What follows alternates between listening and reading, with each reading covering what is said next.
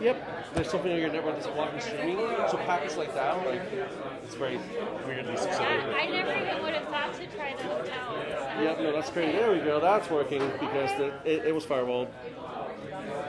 Cool.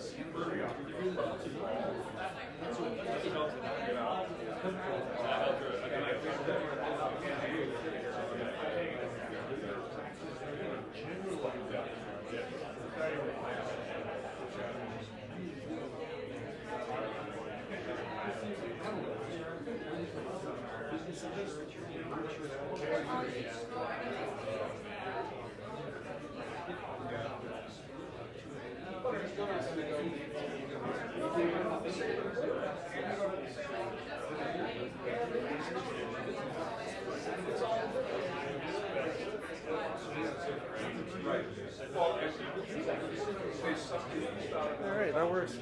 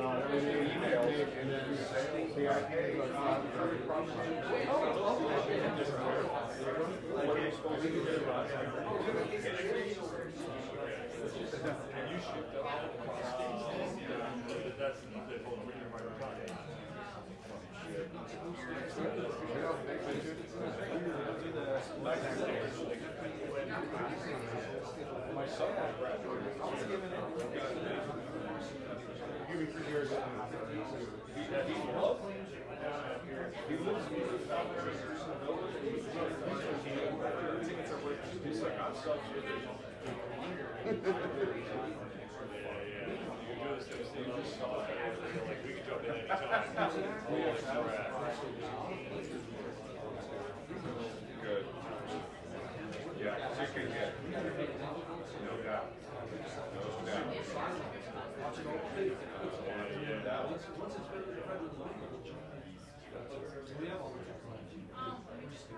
Where's the facility?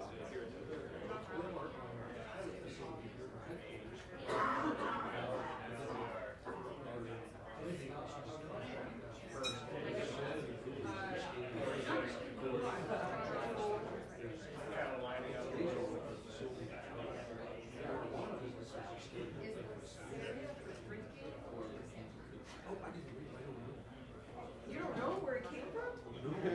No, it's very big. Yeah, I only have 2 months. Oh. Let me see if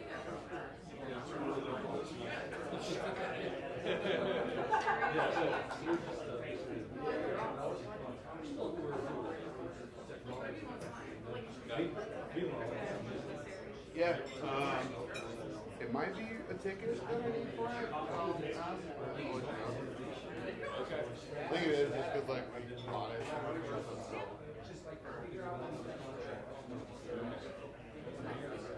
That's cool.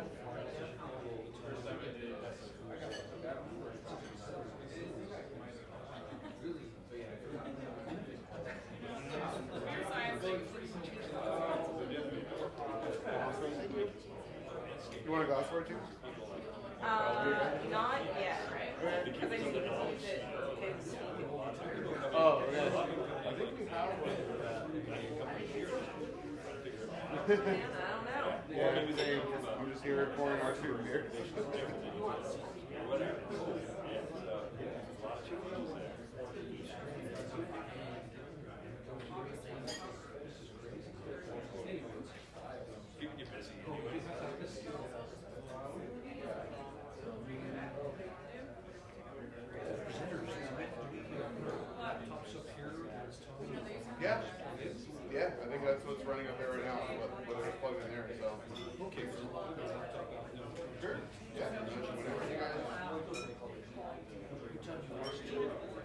That I don't know. I'm just gonna hear from here. I'll find out. Okay. I'm not sure. I think we're okay with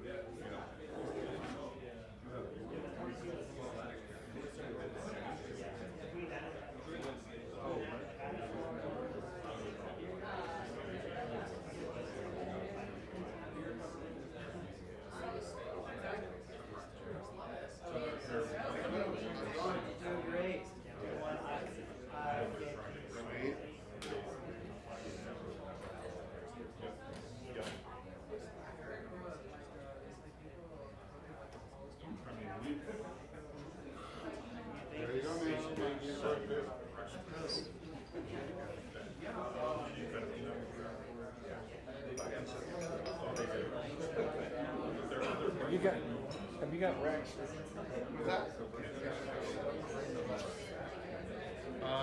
Just the ones I have right here.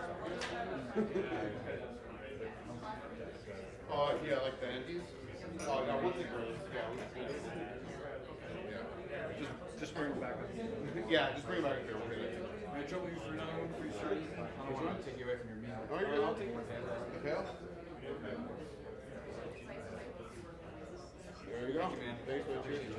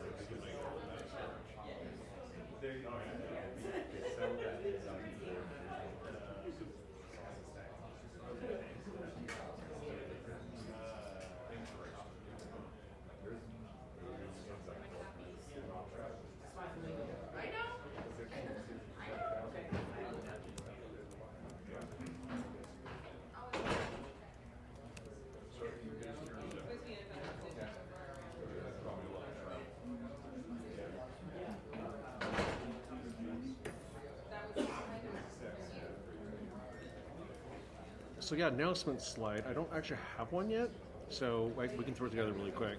No, you're fine. Yeah. Thank you to our. Got some good ones. Yeah, I know, right? Thank you to our sponsors. Thank you for setting this up. Yeah, no problem. Always. So there we go. Great. So what? Yeah, what do you So want? let's look at the scholarships available. We need to rate that choose from variety of funds. Can you put on there real quick that the deadline is deadline for MBAA courses was last week, and so that's done. But Okay. keep an eye out for next year. And let me see what else Eric said. Yeah. What else are you? What else on your list? I mean, we can just keep this slide rolling, like all that, while we're talking about sex. All I have after this is Chris's his course thing. Yeah, so just reminding everyone that the period to apply passed. We've got a few applications to review. Okay. So, Okay, so and that's kind of it. Do we have a land acknowledgement? We don't need that because it can never. expected behavior. Yeah, I copied this from our last meeting. Looks great. Just looks so. Can't wait for summer. I mean, we can double check. I'll double check with Francis in a second. Okay, we can always I add don't it. think we need to add anything I don't think else. anything else. Let me pull up. Let me pull up the email. Okay.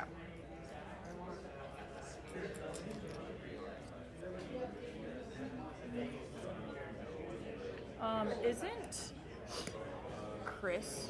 Yeah, when's Chris doing his talk? Is that directly? After After you me. talk, Great. I think. Yeah, that's So gonna I'm be gonna say- welcome / announcement, and then Keith goes into. So- Keith has got his own whatever. Cool. So it's fine. gonna go Chris, Keith, and then Greg. Yep. Great. Yep. I think that's it. Cool. Oh, and I'll talk with Keith real quick. Make sure he said I think it's really fun. I'm gonna put this back on. Yeah. Great. Yeah, easy breezy. Thank you. Thank you. Sweet. Hey Keith, you're all good on plugging your computer in? I'm sorry? You all good on plugging your computer into the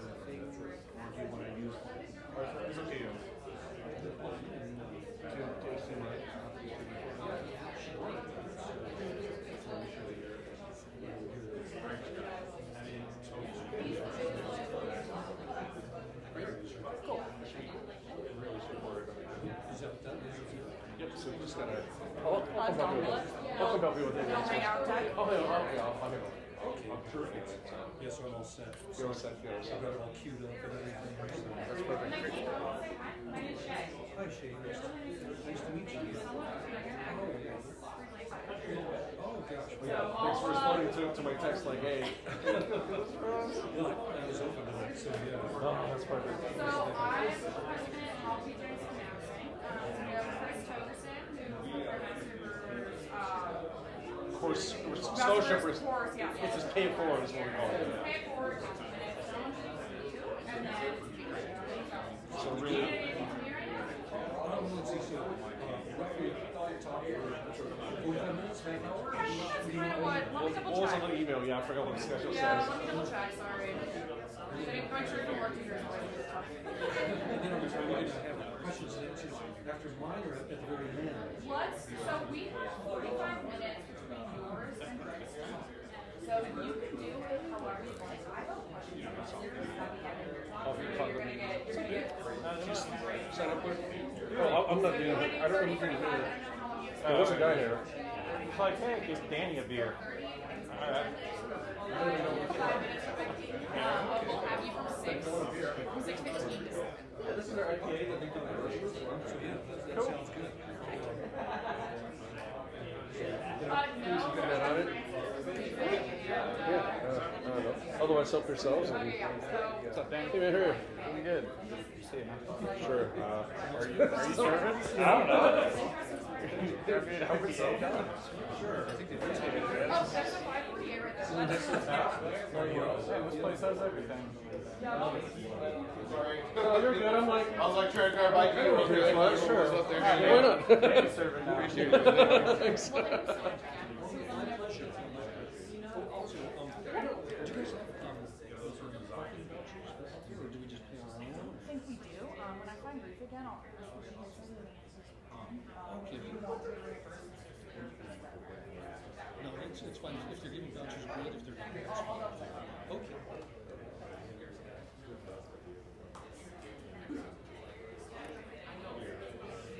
Hey everyone, we're gonna get started in 10 minutes. So if you need to grab a beer, use the restroom. We got 10 minutes.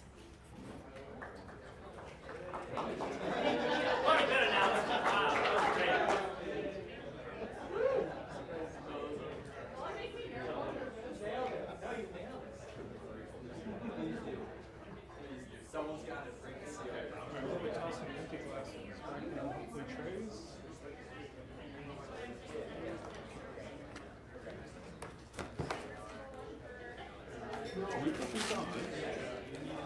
I don't want to mix them with Cokes, right? Is that a fridge? Can we put it in the fridge? You guys have beers for us? Yeah, we can put it in the fridge. Yeah. Fridge? We accept gifts. Odell beer in the fridge, folks.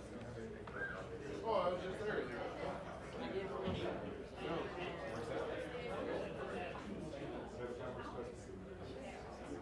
You know all those stout firms. Wait, who brought the Odell beers? The Odell Odell. guys. Where's the Odell guys at? Elliot, Oh, I don't know the Odell guys. Hi. there's John in the way back. Okay. No, that's why. Real quick, sorry. I'm around here. My name is Ben. I go to the Sloan's location. Oh, yes. Gotta go talk to Marnie. With Marnie? sometime. Yeah. Yeah, I go talk to her about running stuff. Marnie's amazing, man. She's wonderful. We're so fortunate. Shared information with me and stuff. So yeah, I just want to say hi. I'm such a fan. Yes. I work at Cerebral, but you know we're like. Yeah. She will never we're hide homies. anything. Yeah, no, she's amazing. She's great. Hi. You got IPA? Absolutely. Yeah, I think so. I was there for 18 months and finished the program. And much of the food science was in there.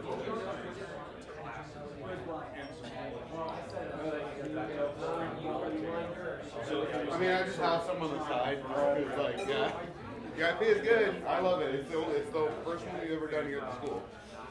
So they took us awesome. no, just for a tour. And I mean, it's not a course here about it. And so, and I hear him. There you go. Come by on Thursday for the opening. All right, yeah, I'll be there. I'm closing at the Aurora location, so but we're closing early, so I'll be off at 7, and then I'll head down there. So I'll see you there. I'll be there. As long as you stay late, you know. We'll be there till we'll be there till 9, but it's probably gonna go past that. Yeah. We'll see how it goes. Thank you. Why don't you want the mail I record? What's that? Why don't you want the mails I record? Oh. So. Just like you. Yeah, right. You can sit there.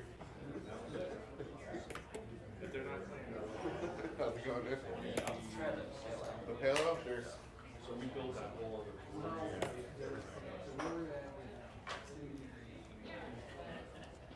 So, pretty crazy story. Really? Thank you, too. The IPA? No, Lewis was Yeah, IPA or pale ale. Either one are like really amazing. that was after. Danforth was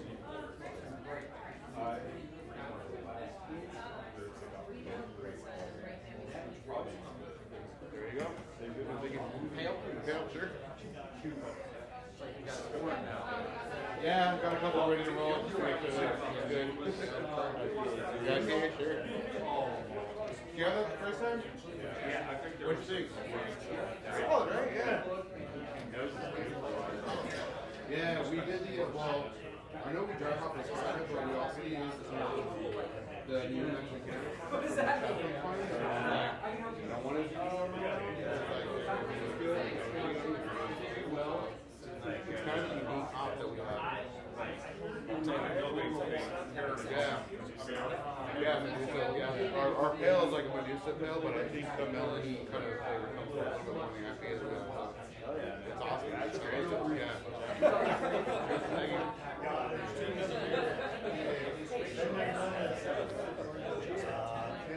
Pale, sure. Thank you.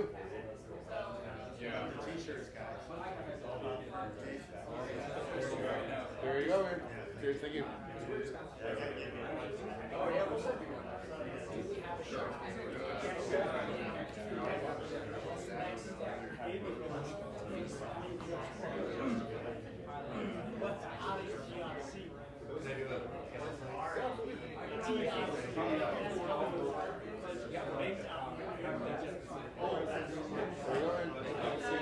You're at Denver? Yeah. Awesome. Which one?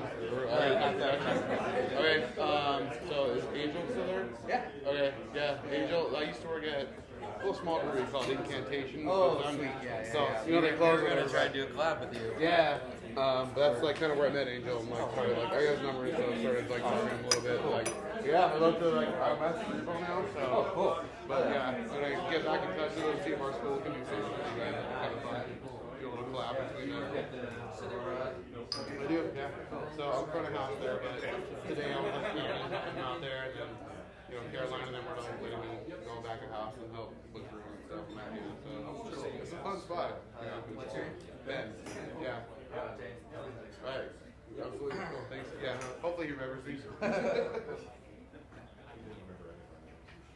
Really?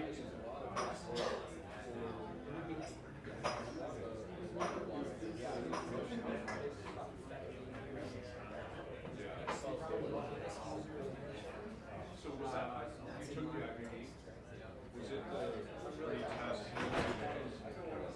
the written? Yeah, I'll never tell the story.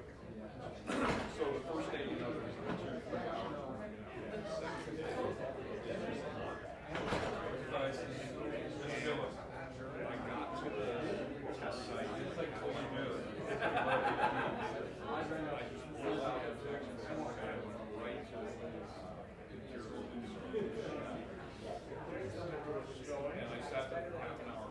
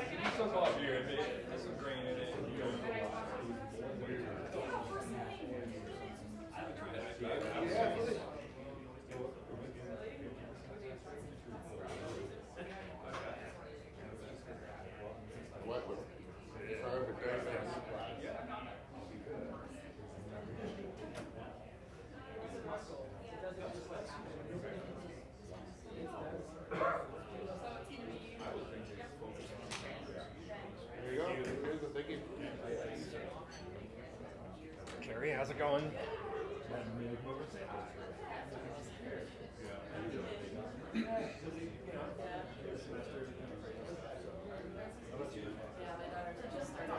college this year, so it's weird that it's end of semester already.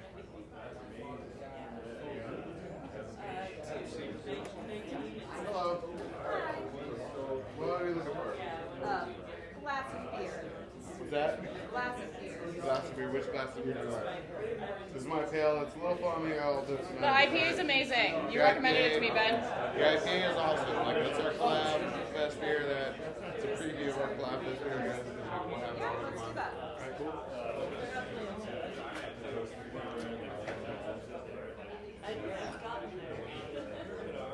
All my money's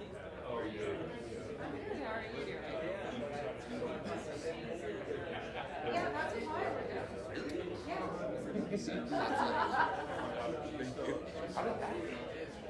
It felt like a tattoo.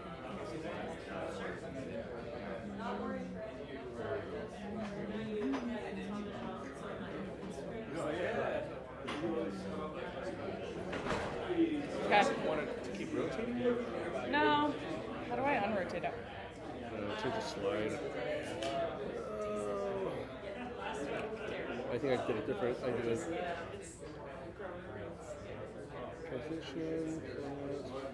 Thank you for your help. You know, I had a different one that was unrotated, but I'm not sure which one it was. I don't know if I'm mad. You okay just talking about it? No. Okay. Click. That should be right. Right? Yeah, so it should be, but it shouldn't be. But it should. I don't know why it's going by itself.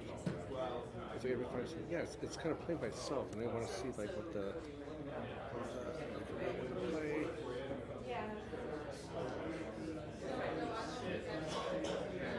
So I'm trying to figure out. I don't remember what I set this to have the. Have it like roll through. Yeah. Play. Full screen, play slideshow. Maybe just play slideshow. No, then it's actively like going forward, even though it shouldn't Is it be. view maybe?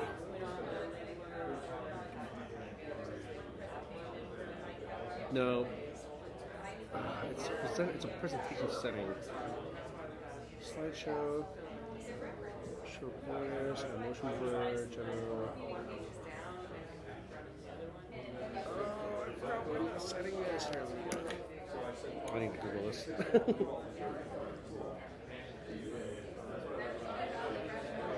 Automatically. Yeah. Delay. Defense. Well, there's no That's effect the same. added. Yeah, there's no Yeah. effect added. Ready stop, keywords, slides, automatically. There's a setting in there somewhere. It's live. I know. If I can get to this. Oh my god, really? I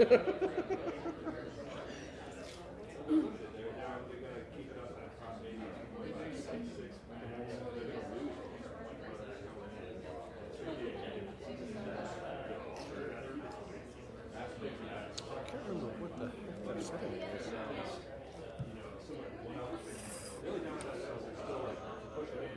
Settings. Slideshow. I have no idea why my internet's not working now. And then Chris doesn't have any slides, right? Here's the slides. Okay. You have those? I have those. Okay. Trying to figure out how to Self-playing. Ensure the self-playing option is turned off. ensure software in the presentation type settings. Where the hell is that? Access presentation type settings. Document tab, presentation tab. This is why I had two separate presentations. Yeah, we need to do two separate ones. Okay, so access in the document sidebar. Document. Automatic play upon open loop. Great. It's the Presentation loop. normal. That's Okay, it. It's a great. loop. So there you go. You're good. That's what it was. Thank There you go. Yeehaw.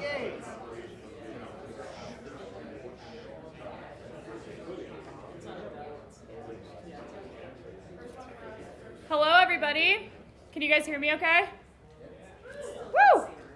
This is a different format than we've had anything. This is really professional. I like this a lot. Welcome to our Master Brewers Rocky Mountain District Spring Meeting. I'm really thankful you're all here. Thank you so much for hosting us, MSU. This is really, really exciting to be here. All the beers on tap are awesome, so thank you to the students who brewed these. Here is our Master Brewers Association expected behavior policy. We are dedicated to providing a harassment-free conference experience for everyone, regardless of gender, sexual orientation, disability, physical appearance, body size, race, or religion. We have the right to remove any individual from attendance or other participation in any Master Brewers sponsored event without prior warning or refund. We have some scholarships available every single year. Right now, our Master Brewer courses just hit their deadline, so we are currently reviewing scholarships for that. However, we have a variety of other courses, potential monthly or quarterly scholarships, so please let us know if you guys are interested in any money for continuing learning. And thank you to our sponsors. We've got some really, really good ones this time.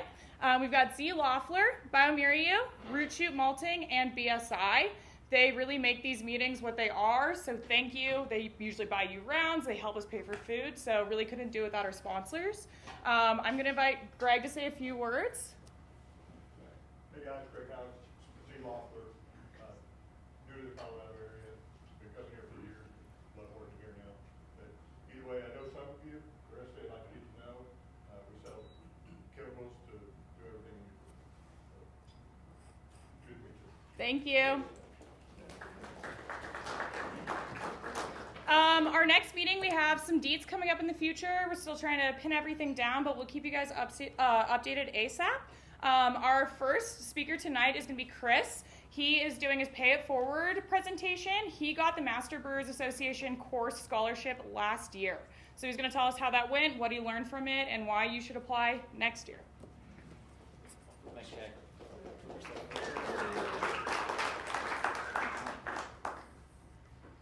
Yeah, just like she said, my name's Chris Torgerson. I'm a brewer up at Storm Peak Brewing in Steamboat Springs. And yeah, I was very fortunate enough to get awarded the RMD MBAA scholarship for one of these classes last year. And it was a really great situation to be able to do that. Let me get into my situation here. Oh, I see. Okay. Cool. That's my info. But yeah, just real quick about me. I actually was newly appointed the head brewer up at Storm Peak. And one of the things, thank you, one of the things that they wanted was for me to get some more formal education before I got that appointment. So this worked out great. Not only did I want to take the course, but they wanted me to fill in some gaps with some formal education, which is exactly what happened. I've only worked at Storm Peak Brewing, and so it was good to actually put some of the science behind what we actually do. So the course itself, we'll just talk about real quick. The format was online for 2 months, and then 1 week, which was actually in person up in Minneapolis. You have all these different lessons, all these different course experts, some of which are here tonight. And so every week you'd have 2 to 3 lessons.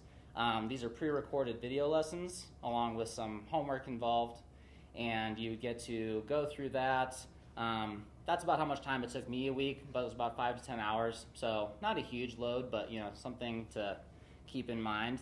But it was well worth it because then once a week we got to actually get with the entire class in a Zoom session, break into some small groups, and actually go through the lessons with our classmates, which was hugely helpful to make sure we all kind of heard the same thing. And then we'd be joined by the actual experts themselves and get to talk through everything and ask questions. And as you can imagine, that was hugely beneficial. Then we did the 1 week in Minneapolis, which was more lessons, but also they had plenty for us to do. We got to stay at the Hilton downtown, which was actually really great. We went to the RAR facility, had some lessons there, as well as got to tour their whole campus, which is super impressive. We got to go to Surly Brewing, which was about as fancy as craft brewing gets as far as I've seen. So it was really cool to see their campus and take that tour. But most of our time was spent at the University of St. Thomas, which was in downtown Minneapolis. We were in this room having more lessons, and the people who put together the course actually did, I think, a really great job of saving a lot of the lessons for in-person that were best taught in person. We got to actually dive into some of the brew house operations, yeast management, things that you'd really want to have like a talking, in-person session to really learn. One of the other aspects of the course that was required was a group presentation. I know when I was signed up for this course, this was a huge topic of concern for everybody because it seems like it's like a capstone or some sort of final. It wasn't that at all. It was actually really great. The course basically separated us into individual groups. This is my group here, and gave us these individual prompts. My group's was beer physical stability. And so basically the prompt was, in your hypothetical brewery, your flagship IPA isn't as clear always as you'd like it to be. What are some different solutions you could, come up with to pitch to the higher-ups that be as to how you could solve this? And so every group was basically able to come up with their own creative and unique ways to solve their own problem, which I thought was really great. Got some good feedback from the main course instructors. So that's kind of how that all went. And yeah, public speaking for brewers maybe should be one of the courses because turns out that's not our forte. But we made it through. Here's just a picture of the class at Surly. It was just under 30 people. And yeah, really got to know a lot of these people super well.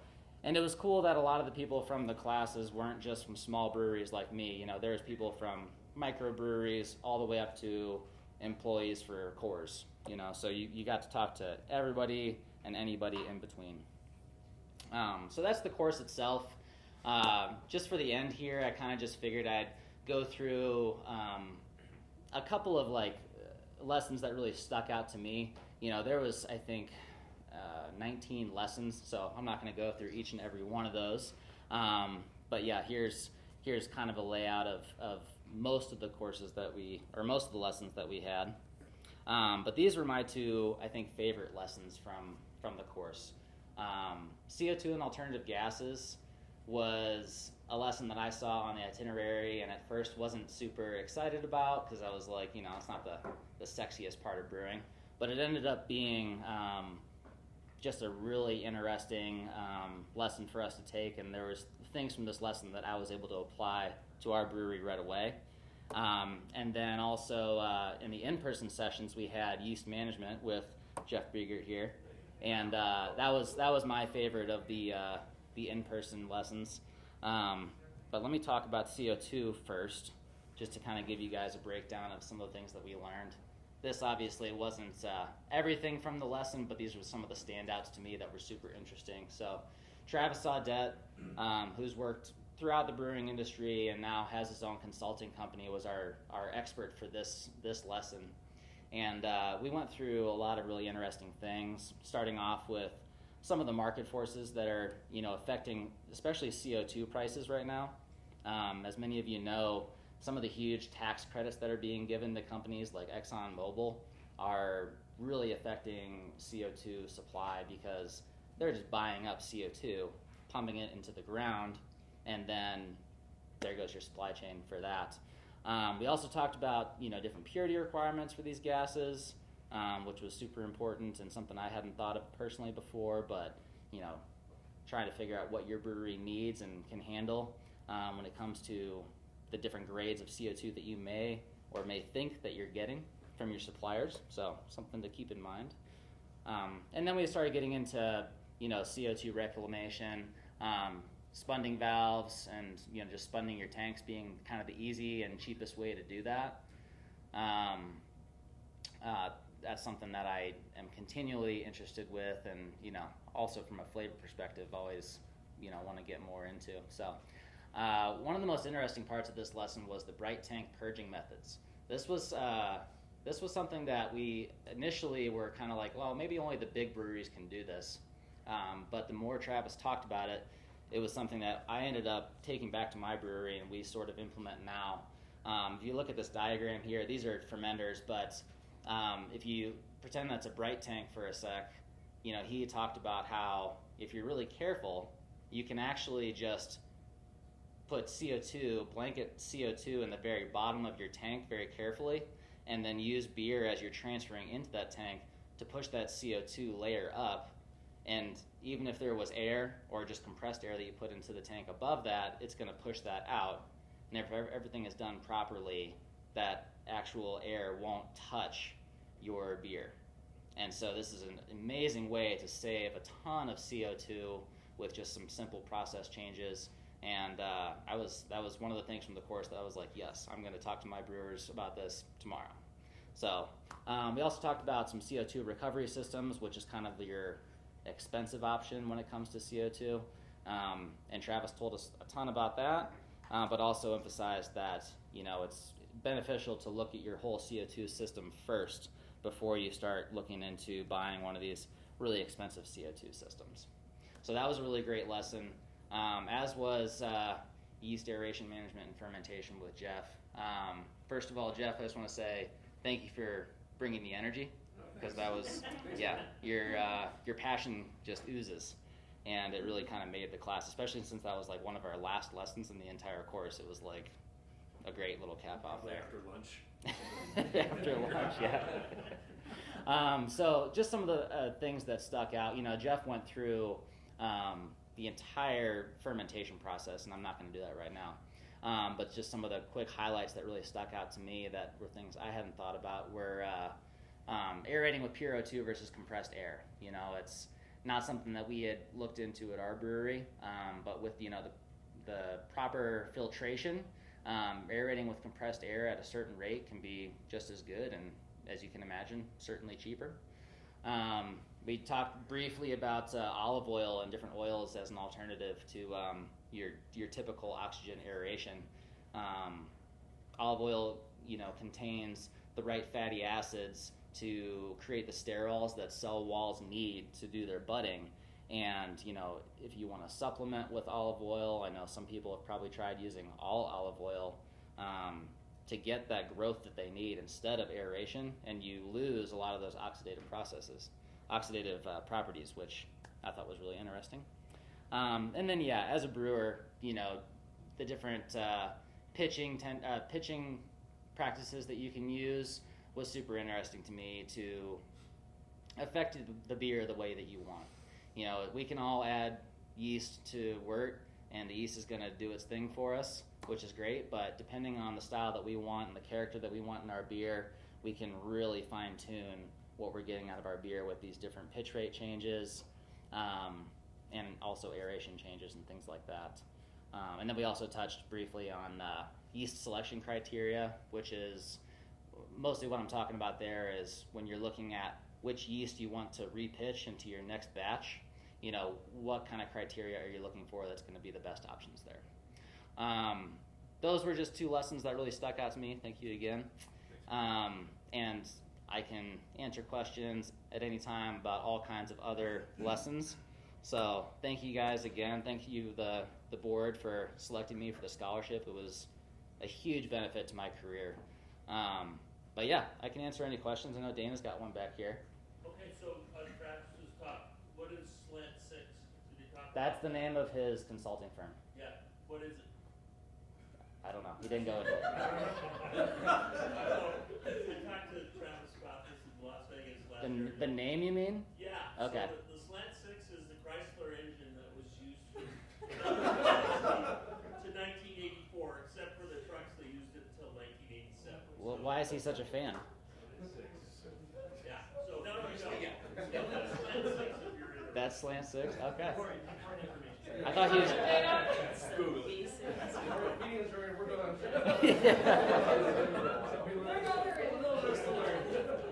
All right, well, thank you guys very much. There's my information there, and give me your time.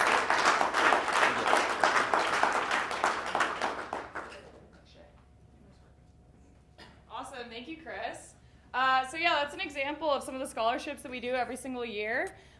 Please keep an eye on some of the potential scholarships we have. 2024 and 2025, we were really pushing to give back our money to you all. Another thing I wanted to mention is that students, the membership price is super duper low compared to the regular member price. So please sign up. We try to make meetings free for students as well because we really want you all here. So please keep that in mind. Up next, we're going to have Keith. You're going to be talking about NA and AF, so really excited for this conversation. And I believe you have your own computer. Mm-hmm. Keep the microphone there. Let's see. Right there. Hopefully, just in case I run out of juice. Yep. Should be all right. We'll put the mic here.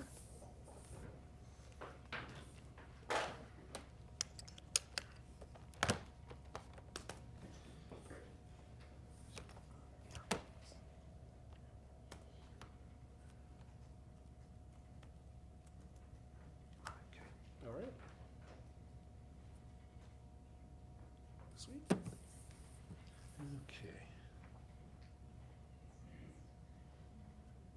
Okay, so I think we're all set here. So, yeah, so I'm Keith Villa, and I'll give the first talk tonight, or first presentation on alcohol-free and non-alcoholic beer. So hopefully we can walk away from this talk and at least learn a little bit more, know a little bit more about how to create these type of products and some of the legalities and pitfalls of producing them.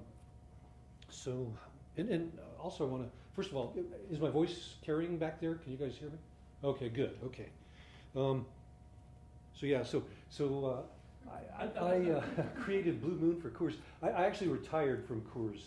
I reached their rule of retirement back in 2017, so I was able to retire. But during my time there, it was 32 years. I was able to really focus on creating a lot of new products for them. The one I had the most fun with was Blue Moon. I created that back in 1995 and grew it to become a 2 million barrel a year brand. So, and 2 million barrels, it's a lot of beer, so you really have to keep a lot of eyes on it and make sure the quality stands out. And one thing about Blue Moon, and for those of you that are creating new products, whether it's non-alcoholic or whatever, I guess one thing to keep in mind is as you do it, just focus on the consumer versus on what your colleagues might like or not like. Because in the end, it's all about the consumer. With Blue Moon, if I had listened to colleagues, a lot of them wanted to make a traditional Belgian wit, something that was they said, what you created is not, it's not traditional. It's far from a true Belgian wit. I have a PhD in brewing from the University of Brussels. I know what a true Belgian wit tastes like. But my focus was on the consumer. So when you do that, that's where you can create products, brands that are big, huge. And in the end, that's what you want, is to make something that resonates with consumers. Sure, you can, in the off hours, you can create a cool product that your colleagues will love.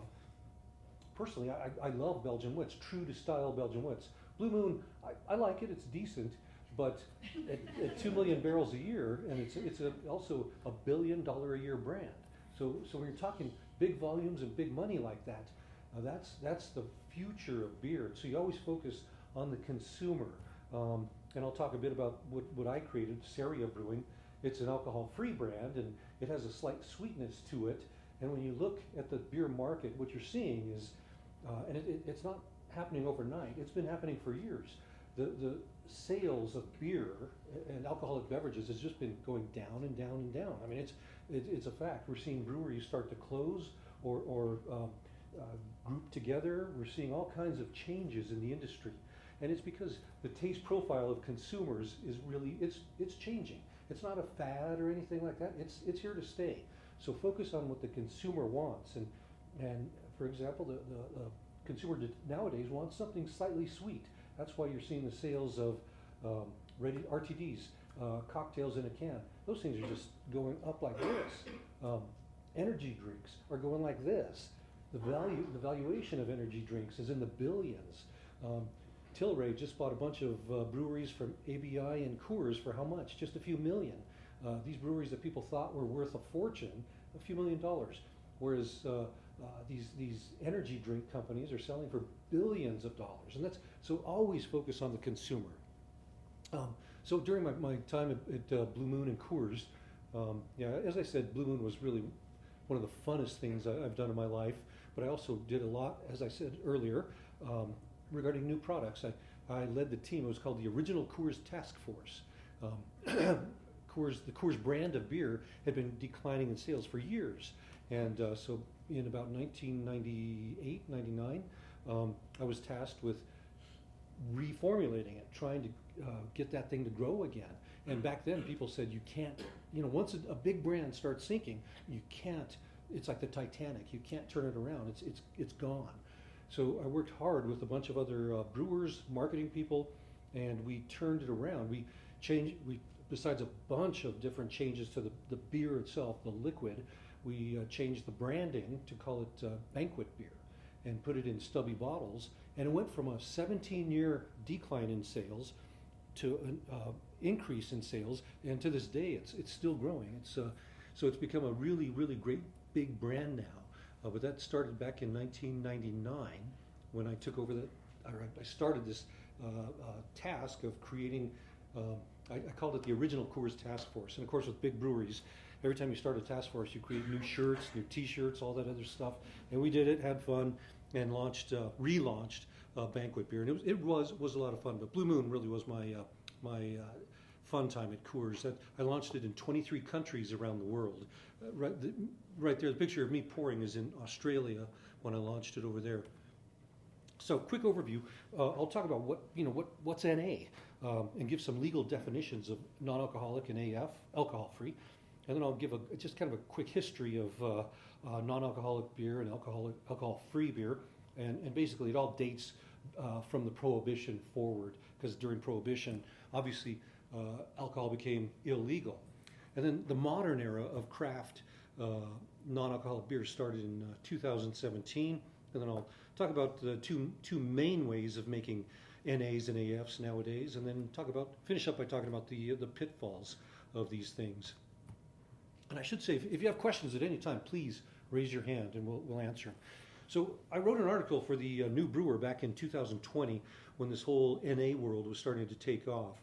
And back then, the world was a lot different than it is today. So techniques of making these things, labeling, everything was really different.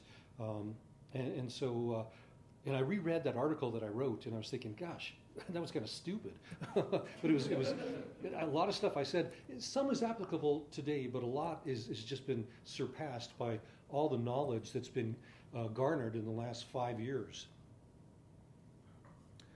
So the terms non-alcoholic and alcohol-free are often used interchangeably. A lot of people say, "Oh, here's our AF, here's our NA, here's our NA. If you drink alcohol-free beer, we've got a beer for you." But and in the talk, I'll refer to non-alcoholic as NA, and I'll refer to alcohol-free as AF. So now let's quickly talk about this. According to the Alcohol and Tobacco Tax and Trade Bureau, best known as the TTB, who we're all familiar with, they actually have legal definitions for all these different types of beers. So beer legally is beer if it's a liquid made with malted barley, hops, and then the alcohol is the critical thing. The alcohol has to be above 0.5% ABV in order to be called legally a beer. So anything above that is called beer. If it's below that, you cannot legally call it beer. It has to be called malt beverage, cereal beverage, other things like that.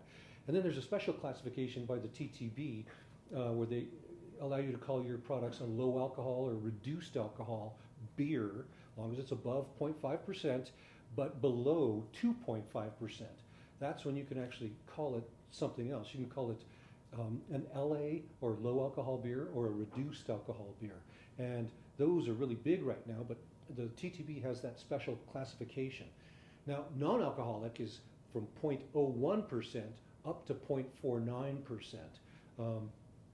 and the verbiage on the label has to say non-alcoholic and has to refer to the beverage as a malt beverage or a cereal beverage. There's a bunch of different names for it, but basically any trace of alcohol that's measurable, if the TTB can detect it on their GCs, they have gas chromatographs, so if they can detect it, they make you call your beer an NA, non-alcoholic. But if you send them a sample and they can't detect alcohol at all, again by GC, they allow you to call it alcohol-free. So if you look at the definition there by the TTB, alcohol-free means 0.0% with no detectable alcohol, and there's no tolerance at all. Because I went back and forth with them, our lawyer, I shouldn't say me, our lawyers did for about a year. And what we found out was that even if you try to talk to them and say, you know what, if you're operating your GC, there's a little bit of error that's introduced with not just the instrument itself, but the person that's preparing the sample. There's all these different things that can add up. So why can't AF be 0.05 or less when you account for error? And they said nope. They said there's no tolerance. It's got to be non-measurable, and it's got to be 0.00. So the labeling result is that you've got to call it 0.0, and you've got to call it alcohol-free at the same time, but they're very, very strict with that. Then the other thing is the very last line there, it says non-taxable under section 5051 of the Internal Revenue Code. So basically what that means is if you make an NA beer or an AF beer, you don't pay federal excise tax. And that's partly the reason that you're seeing so many NAs pop up in the marketplace is that you don't pay tax, excise tax on the alcohol, and also that the fact that the trends of drinking are changing. People are looking for healthier beverages, beverages that they think are going to help them in one way or another. And so NAs are just going like this. It's absolutely crazy to see the amount of sales and the amount of young people that are not drinking anymore. 21-year-olds. I mean, in the old days, if you were 21 or prior to 21, you would look forward to turning 21 so you could go out and buy beer or alcohol in one way or another. Nowadays, it's like people don't care about that. They celebrate with their friends and they're sober, which is not bad, but it's fun to drink once in a while. So back in 2021, at the Craft Brewers Convention, the TTB gave a boot camp, which was very, very informative. And this right here, I put up the website because it's still there, the actual presentation, but it was given by Susan Evans from the TTB, and it was titled "Low and No Alcohol Beers and Malt Beverages." And in that presentation, if you look it up, there's a ton of information on the labeling, the legal aspects, all that, the verbiage that you can use on labels, how you can refer to these things and everything, all that. So if you want to learn more about the legal aspects of it, look up that boot camp presentation, and it's really, really, really interesting because if you're trying to get into this category, there's a lot to learn about what you can call it. If you're going to sell it within state, intrastate versus interstate. If it's going to cross a border, you're going to need a COLA, certificate of label approval. If it's just in-state, there's different rules. Regardless, there are rules that you have to follow with NA and AF. So prior to 2000, non-alcoholic beers were around for sure. And as I mentioned previously, the kind of the advent of all these NA beers was the prohibition, the Volstead Act, back in 1919, I think it was. Here in Colorado, we started earlier. It was 2016. But that's what ushered in NA beers or near beers. And what brewers did was they either went out of business or they were forced to make near beers.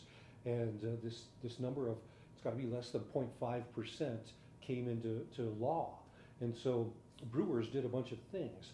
A lot of them immediately knew that if you boiled beer, the temperature that alcohol starts to boil off is 173 degrees Fahrenheit. And so I did a little test in my little pilot brewery in Arvada, and there's 3 data points here. I started with just Coors Banquet beer, which is a solid 5.0% ABV, and you can see the curve. If you boil it at this elevation, well, it's Arvada elevation, which is 5,000 whatever feet, and if you boil for 1 hour, 5% ABV beer will go from 5% down to 0.5%, and typically I'll have the folks at Firmly run analysis for me, and this data is from them, but it just shows that the rule of thumb is if you boil a beer, 5% beer for an hour, you're going to drop it down by tenfold.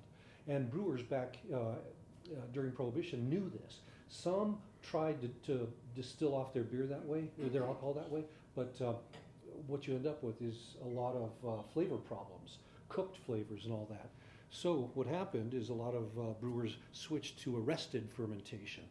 So and what they found is you can make a substitute for beer, a near beer that tasted okay, nothing great, but for those folks who wanted something, you could make a truly non-alcoholic beer at less than 0.5% by starting with a low original gravity, and then if you needed to, you can dilute it down to 0.5% ABV. And in a big brewery, typically that's what you did. You targeted 1 or 2 degrees, 1 or 2% ABV, and then just diluted down a little bit just to get it through the system. And of course, you had to add acid, typically lactic acid, because when you're making these type of beers, you needed an acid to bring that pH down so it tasted good and just made it a little more palatable. Or you would add other flavors. Some brewers added different types of things in there to give it a more beer-like taste. And of course, you needed pasteurization, because without pasteurization, there's enough sugars in NA beers to start re-fermenting and make it alcoholic again, or allow the growth of other stuff, in particular pathogens, which you definitely don't want. And the few brewers at the start, before they did arrested fermentation, some brewers did do distillation of their beers, and it was interesting because they referred to the beers as needle beers, and one reason for that is because they would get the non-alcoholic beer, and the brewers would distill off the alcohol and keep it, but then they would put it into like a syringe type of thing. And so what people would do is take their non-alcoholic beer and they'd get a syringe of the alcohol and squirt it in, and it was called a needle beer. But they would make it kind of alcoholic again, and that lasted for a while until they got found out. So it was arrested fermentation really from those points on. Let's see, and then of course O'Doul's became kind of the standard for non-alcoholic beers. It was launched in 1990 by back then Anheuser-Busch, and it was made with arrested fermentation. So the current methods of making NA beers can be grouped into biological or mechanical methods. Under biological, arrested fermentation is still used, and of course nowadays, with the advent of really high-tech microbiology, there's a lot of novel new yeasts you can use that you can use to make NA beers, because they don't ferment some of the typical sugars that are found in wort. And then, of course, the mechanical methods, the two main methods used today are reverse osmosis and vacuum distillation. So with mechanical methods, we'll talk about those first. Vacuum distillation has been around for a long time.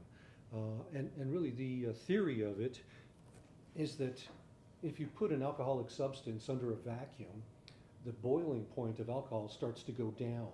And so as I mentioned earlier, just an open pot of alcohol or beer, let's say we put it on this stove, the alcohol would start boiling off at 173 degrees Fahrenheit. And you can literally just start it, once you reach 173 degrees, you could smell the sweet solventy smell of the alcohol boiling off. But again, that's 173 degrees. If you put that same batch of beer into a vacuum, the boiling point goes down to somewhere in the 60s, something like 68 degrees Fahrenheit. So basically room temperature under a vacuum, that alcohol starts boiling off. And so you preserve a lot of flavor compounds. And a lot of the research was done at the Technical University of Munich at Weihenstephan.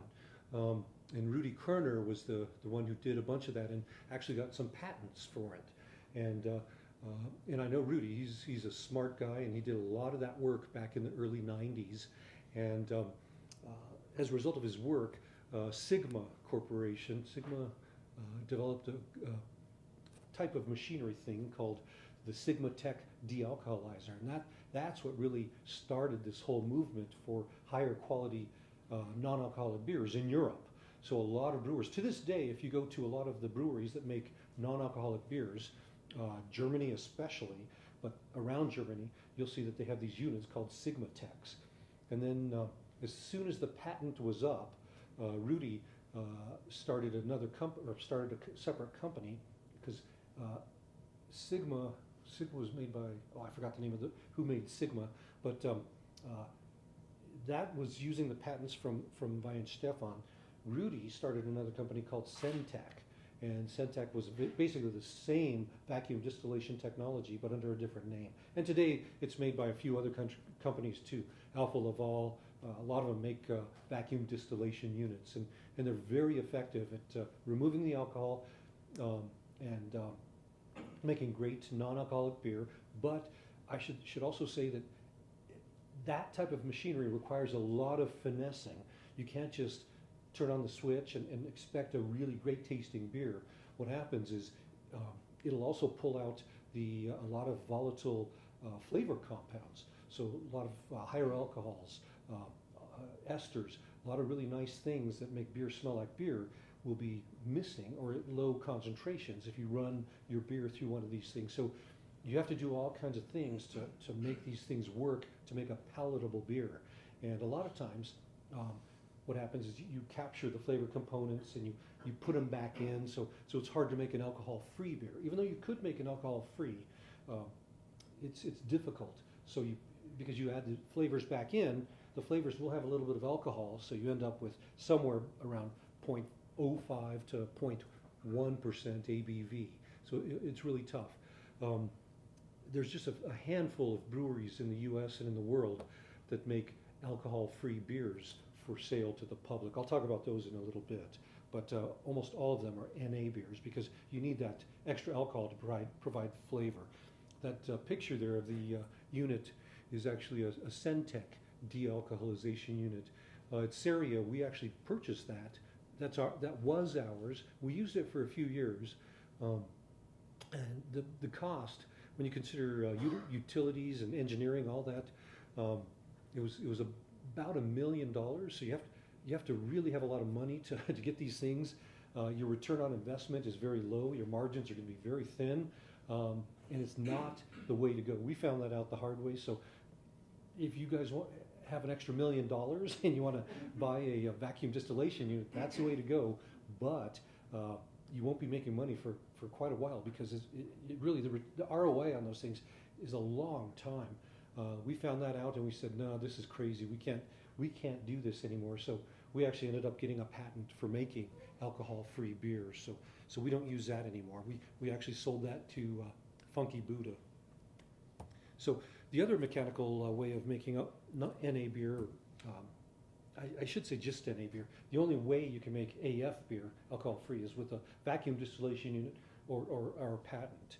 Reverse osmosis, you really can't. It's impractical. You can only make NA beer. But the way reverse osmosis works is that you've got some membranes, and if you can imagine, like up here on our lab bench here, if we had a big, like a fish tank with those membranes right in the middle here, and on this side of that fish tank we had water, and on this tank side we had salt water, and we had these membranes right in the middle that only allowed water through the membranes. And you left it overnight, what you'd find out is osmosis would take place, where the water would go through the membrane this way, because water can fit through the membrane, and since the salt is in high concentration here, it would just keep going, and you'd see the volume here lift up higher as the water kept going through osmosis. And then the volume here would just keep going down because the water is wanting to go that way towards the side of high concentration. But if you apply a lot of pressure to this side, a lot of pressure, what happens is you can force the water back through the membrane. You can reverse it in a reverse osmosis, and the salt won't go through, but the water will go back through under pressure. And typically it's going to take a lot of pressure. Sometimes, well, could be anywhere from, depending on the system, 300 to 600 psi. So it's a lot of pressure to put on this side to force that water back through the membranes, reverse osmosis. And that's kind of the theory of reverse osmosis. And on the slide here, I've got just a picture of the alpha Laval low L, meaning low alcohol dealcoholizer, which works very nicely. It's got a series of 3 ultrafiltration units, and it passes through a single time. Each time it gets lower, better, so that at the end you've got dealcoholized beer less than 0.5%, and then you have kind of a water solution that has alcohol in it, because the membranes there allow water through and they allow alcohol through, but none of the bigger compounds that you find in beer. So that's the general gist of reverse osmosis. Reverse osmosis is a cheaper way of making NA beer. So you're seeing a lot of companies pop up that have reverse osmosis units. They're still expensive. They still use a lot of high pressure, but they're a little more affordable when craft brewers come together to use them. Bigger brewers can actually buy them, but and there are some really nice beers. I think, let's see, oh gosh, Deschutes uses it, and there's a few others that use these things. And again, they make really nice NA beer. Almost impossible to use these things to make AF beer, but again, it is a good technology if you want to get into it and make a decent beer. And then now the biological methods, arrested fermentation or dilution, it's pretty much the same as it was in the old times. A low OG start, ferment to completion, or you cold crash to stop it when you want, to allow the alcohol to be below that 0.5%. And then you can either dilute it down to 0.5, less than 0.5% if you need it, or it's already there if you've already done everything correctly. And you have to add acid or flavors, because this type of fermentation usually doesn't have a lot of beer flavors and not a lot of acidity. So it's got to be adjusted, but it works. It makes makes some decent beer. There's a lot of German beers that are still made this way. O'Doul's is made this way. Yeah, so it's, again, it makes a decent beer, yeah, it's. I'm not going to say great, but it's if you want an NA beer, it's not bad. And other biological methods involve the use of specialty microorganisms. So here's some here, but basically you can break them down into maltose negative microorganisms, maltotriose negative yeast, and then of course heterofermentative bacteria. Any one of those can make an NA beer. So, or I should say an malt beverage. So some of the maltose negative yeasts, like Zygosaccharomyces reuxii, they work. They will make a nice beer because they'll ferment glucose, but not maltose, and certainly not maltotriose. And so there's a lot of the maltose and maltotriose left behind. So you have to make sure you use a nice hot mash to limit the amount of maltose formed and maltotriose. And of course, flavor and flocculation problems usually are present with those type of ferments because those aren't brewer's yeast. In fact, a lot of these yeasts, these type of specialty yeasts, were isolated from rotting fruit or rotting vegetables, and so that's how they were found. And they don't ferment maltose, maltotriose. And so they're not true brewer's yeast, so they make this different type of flavor. Some are kind of close, but most of them have a little off flavor if you smell it and really taste it. Let's see what else. Heterofermentative bacteria is always interesting because the fact that it's heterofermentative, meaning it can ferment a little bit of glucose. So if you had an L. brevis, Lactobacillus brevis, souring in your kettle, what you find is that there's some alcohol formed, and that in and of itself can be an NA beer. So you don't even need yeast. You can find any type of heterofermentative bacteria to actually kettle sour a beer, and then you boil it off, and you've got a nice beer, sour for sure. Now some pitfalls to avoid here. I've listed them here. I probably should have had different slides for each one of them, but we'll just go through them quickly. Shelf stability is the big one. These have to be pasteurized because, number one, the fact that they don't have alcohol, they can support the growth of pathogens. So we're talking E. coli, Listeria, all those ones that can hurt people, make them sick, or it can even kill people. There was a juice company up in Boulder, Odwalla, I think it was Odwalla. They made apple juice, and back in the 90s, they prided themselves on not pasteurizing their apple juice, and they were warned, and they had outbreaks. But then eventually, they had an outbreak big enough where it ended up killing a little girl and made a ton of people sick. And then after that, they were forced to pasteurize. So that's why I've worked with Chuck Skypack up at Brewers Association from the start to try to really get the message out that any type of beers like this have to be tunnel pasteurized, not flash, but tunnel pasteurized, because you really have to make sure these things are safe, because again, you can hurt or kill people. So pasteurization is a must, in my opinion. Nagardo is a compound that's used in Europe, the European Union, and it's not approved yet for use in the U.S., but I talked to the sales guy, and he the company that makes it is Lanxess. They make a preservative called Velcorin that's used in some wines. Some NA beers actually use Velcorin, but one of the side products made with Velcorin is methanol, and of course methanol, it's in very, very small quantities, but methanol is a poison, and if you want to sell in any stores like Whole Foods, they do not allow products stabilized with Velcorin. So it's something to be aware of. You can't put Velcorin in, and also the pH of beer isn't low enough really to make Velcorin truly effective. But Nagardo, Lanxess claims that Nagardo is really good at stabilizing non-alcoholic beers. It's approved for use in Europe, so I haven't got my hands on any, so I don't know how it works. It's a mushroom type of extract, and supposedly it works, but we'll see. We'll see what happens. pH is another pitfall to avoid, mainly because things happen when you remove alcohol and don't have a complete fermentation, so you do have to usually touch it up with food-grade acid. And typically you want to be below 4.2 just from a food safety perspective too. Flavors, as I mentioned previously, there's non-beer flavors that come out when you use some of these bacteria or alternative yeasts. Diacetyl is a big problem.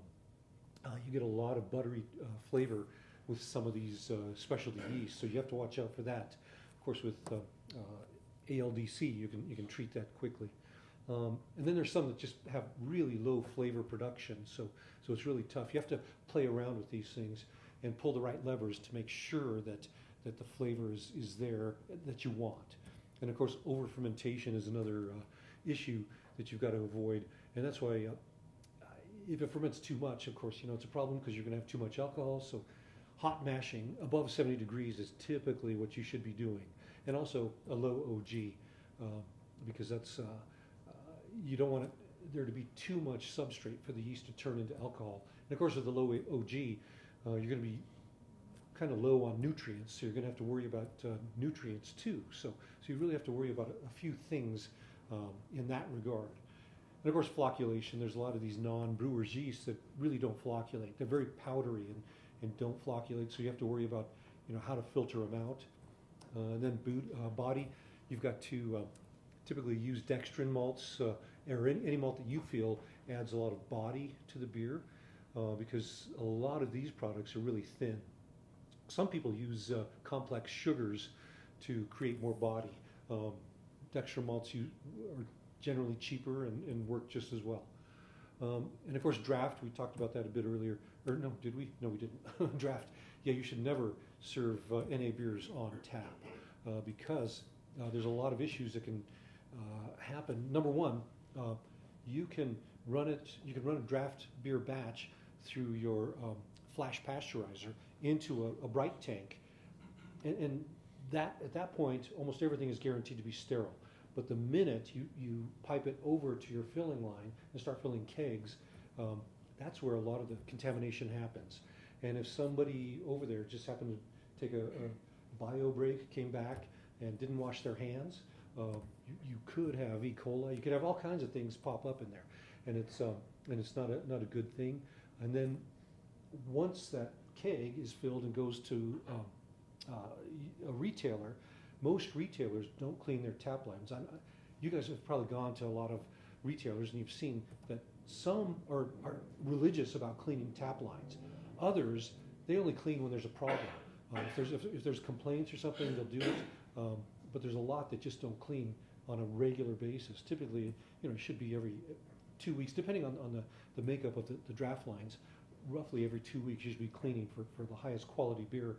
And so you can't control that. And that's why those unknowns really make it tough to serve NA beer on draft to the public. So that's why, and I've spoken to Chuck Skypeck a few times about this, and until the science is in and we have all the data to guarantee that it's safe for consumers, my recommendation is not to do any draft until that data is in.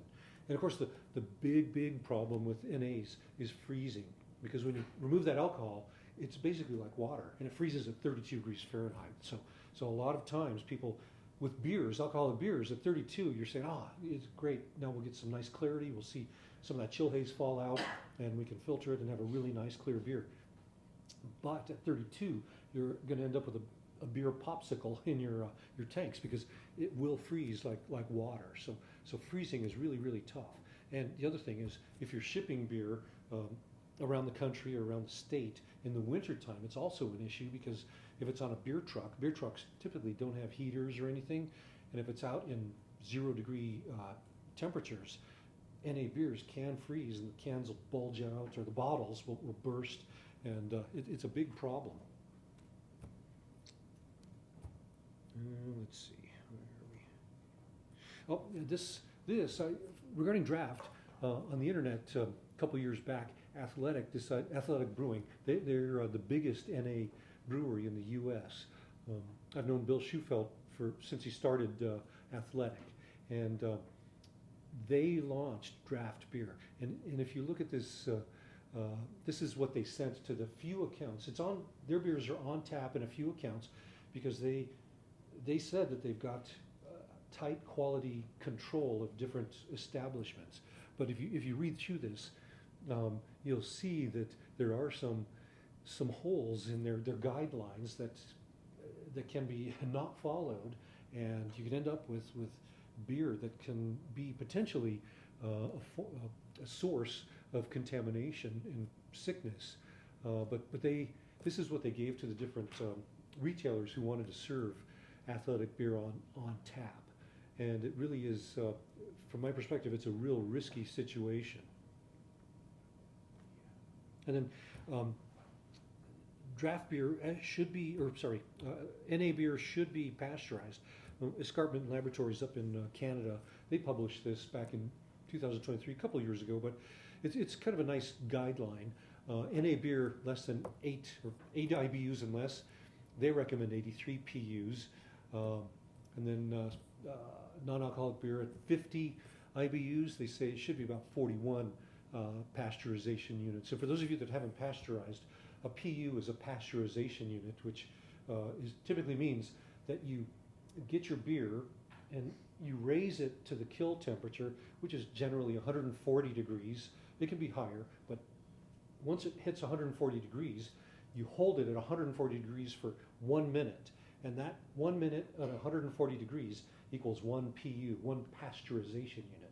So, for example, the 57 PUs of non-alcoholic beer at 25 IBUs, that means 57 minutes at 140 degrees, and then that's considered making that beer safe. But again, you're not even factoring in the time it takes to raise it up to temperature or the time it takes to cool it down from kill temperature. So pasteurization is another thing that you really have to have some experience with. And the big brewers all do it. Big brewers, if you have not noticed, big brewers don't make NA beers on tap. They only put it in cans and bottles because you can pasteurize and you can control it. Big brewers are smart enough to know that you can get sued, and so they limit their legal liabilities by only producing in bottles or cans. But like I said, when the science is there and NA beer is safe to make and serve, then it's we'll see more and more on tap. This last slide here is really what I've done is the horizontal line above that are alcohol-free beers that are in the market. Below that are non-alcoholic beers, meaning 0.5% or less, or less than 0.5%. And then on the vertical axis, on the one side are mass market beers, big brewer beers, and on the other side are craft beers. And if you see, you can see how a lot of beers are NA beers because it's just easier, cheaper to make NA beers. There's just a handful of beers that are totally alcohol-free. The big brewers, Michelob Ultra, which just came out, that's a true alcohol-free. Suntory all-free. Heineken 0.0 is alcohol-free. Budweiser 0 is alcohol-free. But the big brewers, you see O'Doul's is an NA. Guinness 0. That's another thing some of the brewers do is they try to throw verbiage in the title of the name, the name of the beer, Guinness 0. And you can do that. You can call it anything you want. But if you look at Guinness 0 in the fine print, you'll see it says non-alcoholic malt beverage, less than 0.5% ABV. So it's something that's really interesting that they do. And then on the craft side, you'll see Athletic, Bravos, Sam Adams, all these beers, even Sierra Nevada. When I launched back in 2018, I remember talking to Ken Grossman at Sierra Nevada, and he said he would never make an NA beer, and of course they made an NA beer. So I think it's called Trail Pass or something like that. But you'll see that up in that quadrant of craft, alcohol-free, Sierra is the only one. It's the only one that we know of in the United States that's a true alcohol-free, and it is a true 0.0 alcohol-free beer. It's for the reasons I mentioned earlier. The only way to do it is through vacuum distillation, which is hard to do. There is another way you can do it. There are some flavor companies that have made beer flavors, so you can have water with beer flavor, and that makes an alcohol-free beer, but it really doesn't taste very good. You've got to make a true beer, and we have a patent for making our alcohol-free beer. And for me, I'm always, my whole life has been in innovation, and so I'm always thinking 5 years, 10 years in the future. So for Seria, alcohol-free isn't just an alcohol-free beer. To me, it's a base, it's a foundation for making other things, because once we see federal legalization of cannabis and other things, psilocybin, you can put that into an alcohol-free base. You can't put it into NA base. By law, any type of alcohol is prohibited. Canada legalized marijuana beverages, but you have to have an alcohol-free base. And on top of that, there are several states in the U.S. that say that if you're making any cannabis beverages, they have to be alcohol-free, but they can never have had fermentation. So what that means is that you can't ferment and then remove it with vacuum distillation. And if that takes place in the future when it's legal, Seri is really the only technology you can use to make cannabis beers. So, and then in the Middle East, we get a lot of requests from Muslim countries to license our alcohol-free technology, because over there, some of the strict Muslim countries, they have a food law called halal, which is similar to kosher. And as I understand it, I'm not Muslim, but as I understand it from talking to different experts, it sounds like a true halal beer can never have had fermentation. It has to be never fermented because somehow that is against Muslim law. It has to be made without fermentation, and so that's why I designed our patent to cover. You could say it's been fermented, or you could say it's never been fermented. So like I said, with Saria and everything I do, I try to think in the future to cover as many bases as possible. That's why for us, Saria is a platform for everything. So with that, thanks for your attention, and hopefully if you're awake, you can still you can ask some questions, and we can get some answers if you want. If I know it, I'll answer.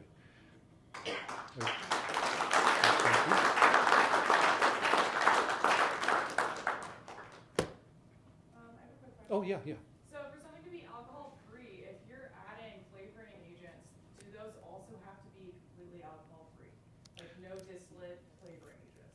Yeah, they have to be PG based, because that alcohol, even if you're putting that tiny amount, it'll bump you up above that 000 level. Right. The TTB will find it out on the gas chromatograph.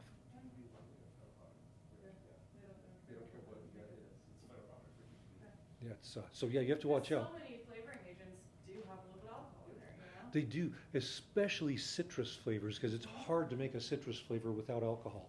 But there are some companies that specialize in it, and they can make them PG based, and that's it's the only thing you can use. You can't use alcoholic based flavor compounds. And the other thing is, if you repitch, you have to be very, very careful. So what we do is we just buy bricks of yeast and use bricks of yeast, because you're carrying over a lot of alcohol if you repitch. So you have to. There's all kinds of ways you can introduce alcohol into the system, and you just have to be aware of all those. Yes. So with your arrested fermentation, do you find that your grain bill or supplier is your limiting factor? Grain bill. Like you were talking about arrested fermentation having a low OG. Mm-hmm. And would your grain bill really be a factor in that? Because to me, I assume it starts in the mash, right?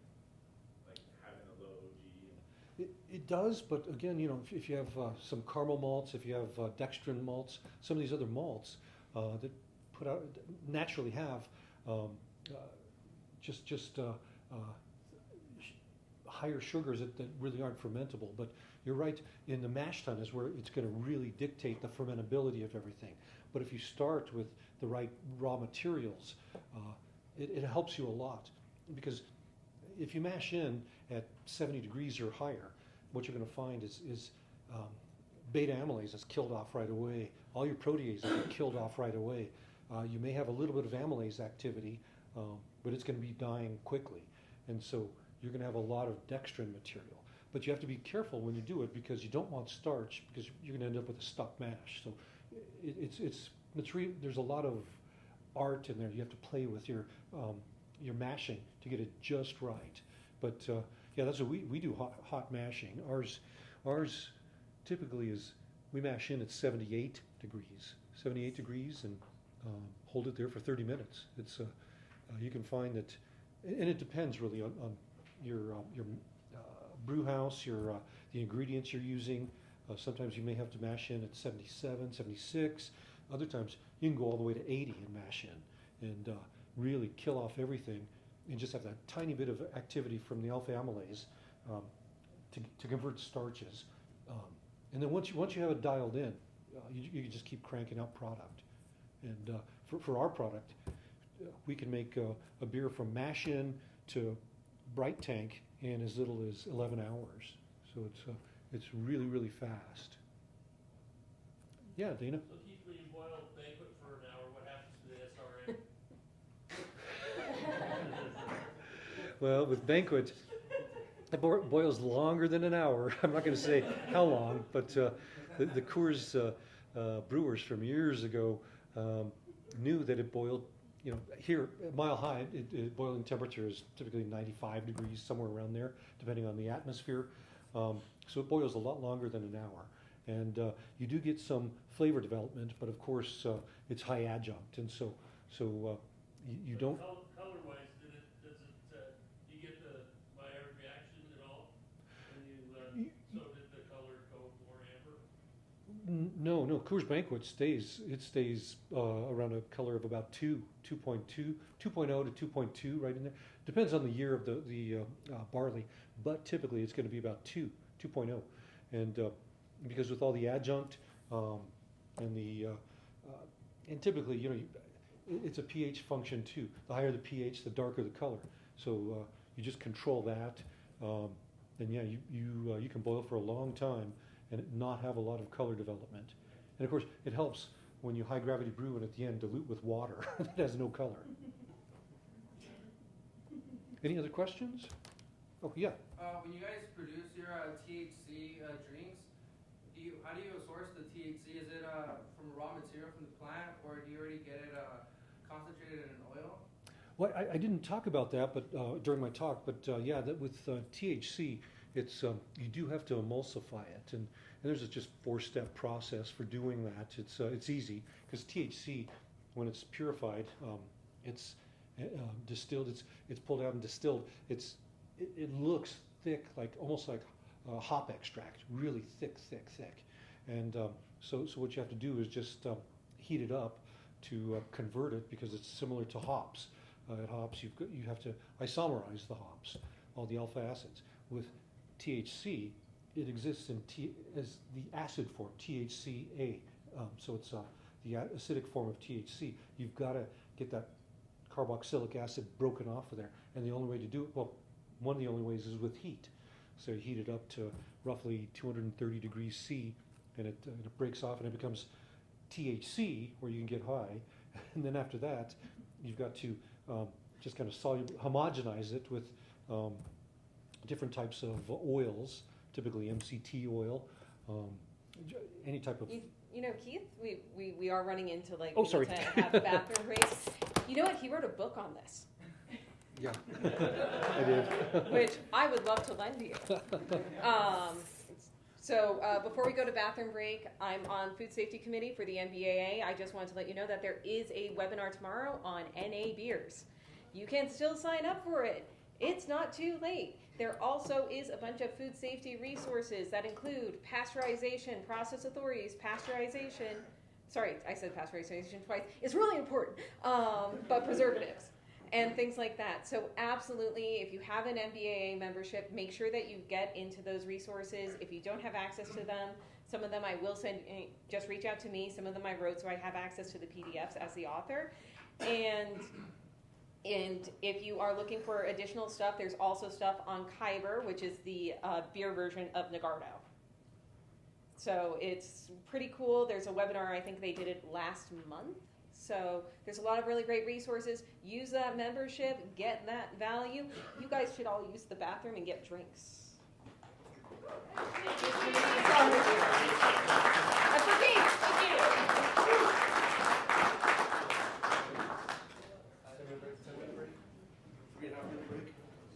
Thank you.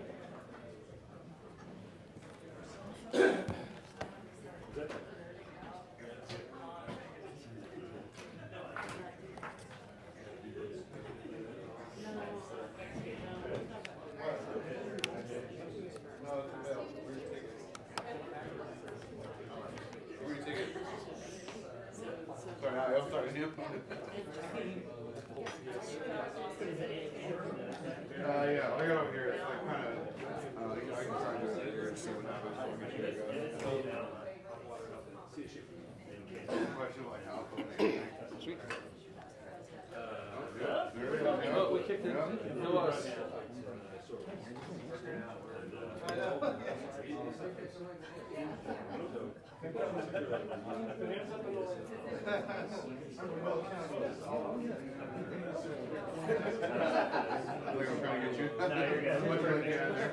Yeah, it's perfect for Adam.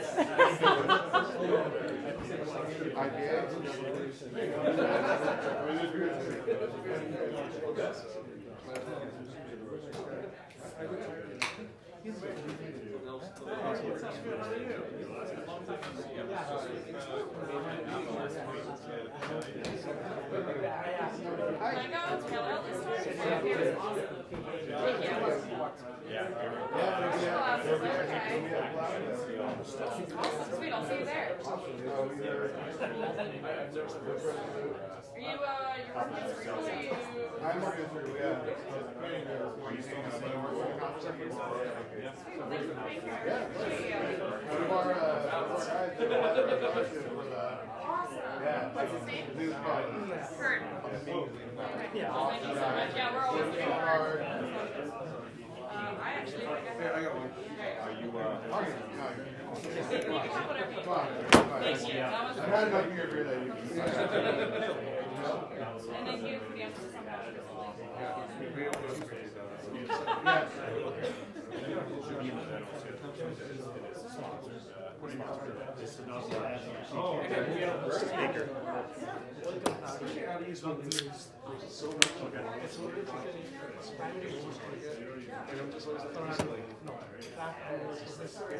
Well, it's that, and it's just, it's just like, there's no data that's open to the public? Or? Yes, and it's like, also, that's a key job, so you should probably not be where nobody else. Yes, sir.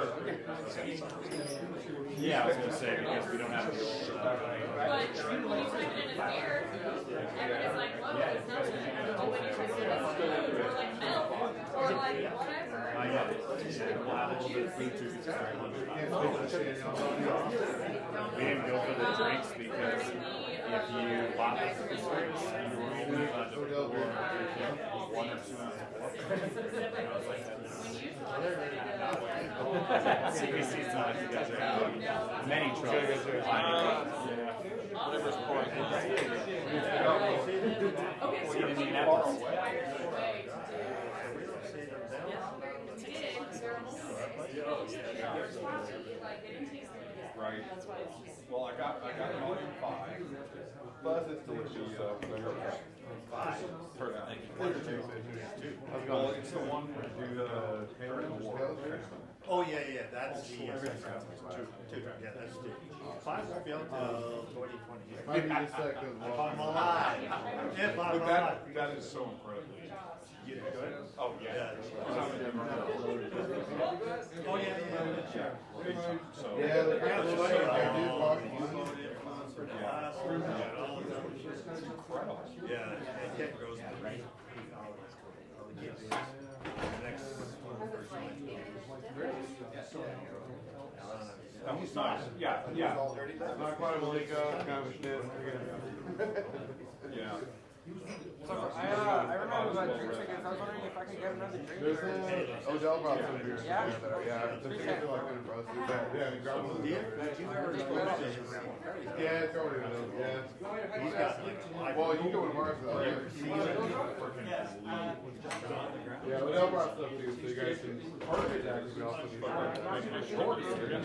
Yeah. He's got to wear it.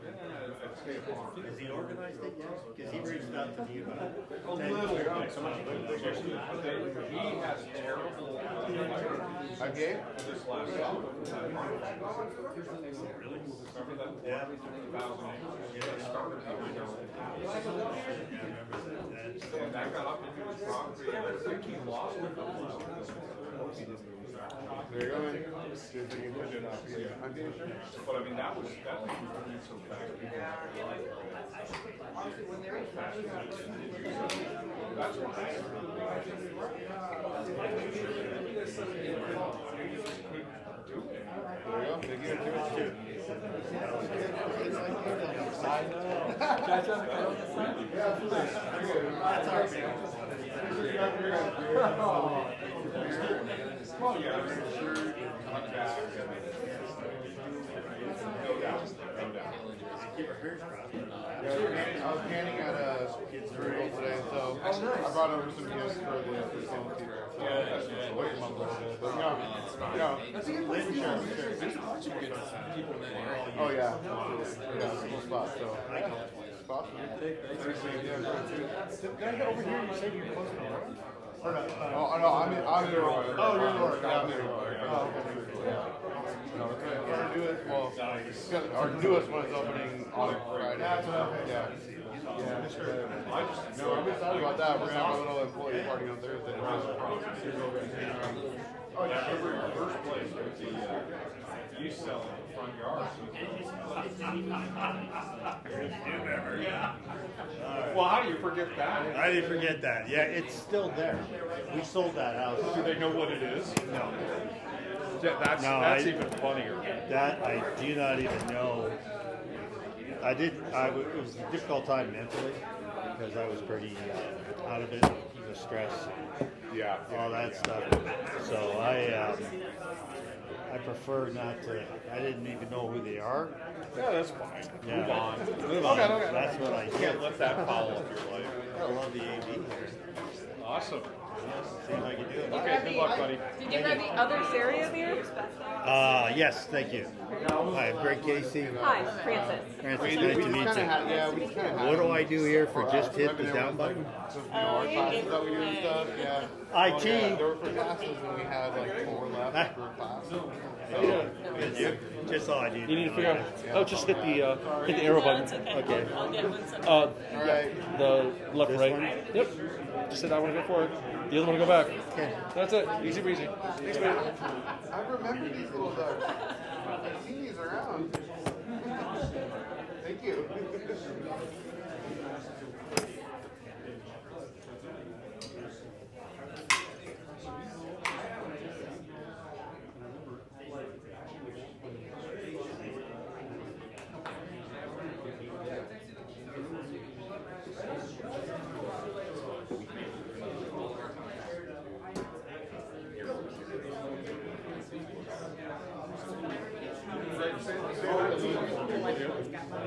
Great.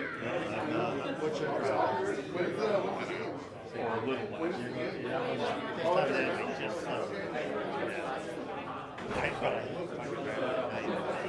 I do too. It's getting worse. Yeah. I have problems with the oncoming. And I just drive. You get so many lanes. But I just stand there.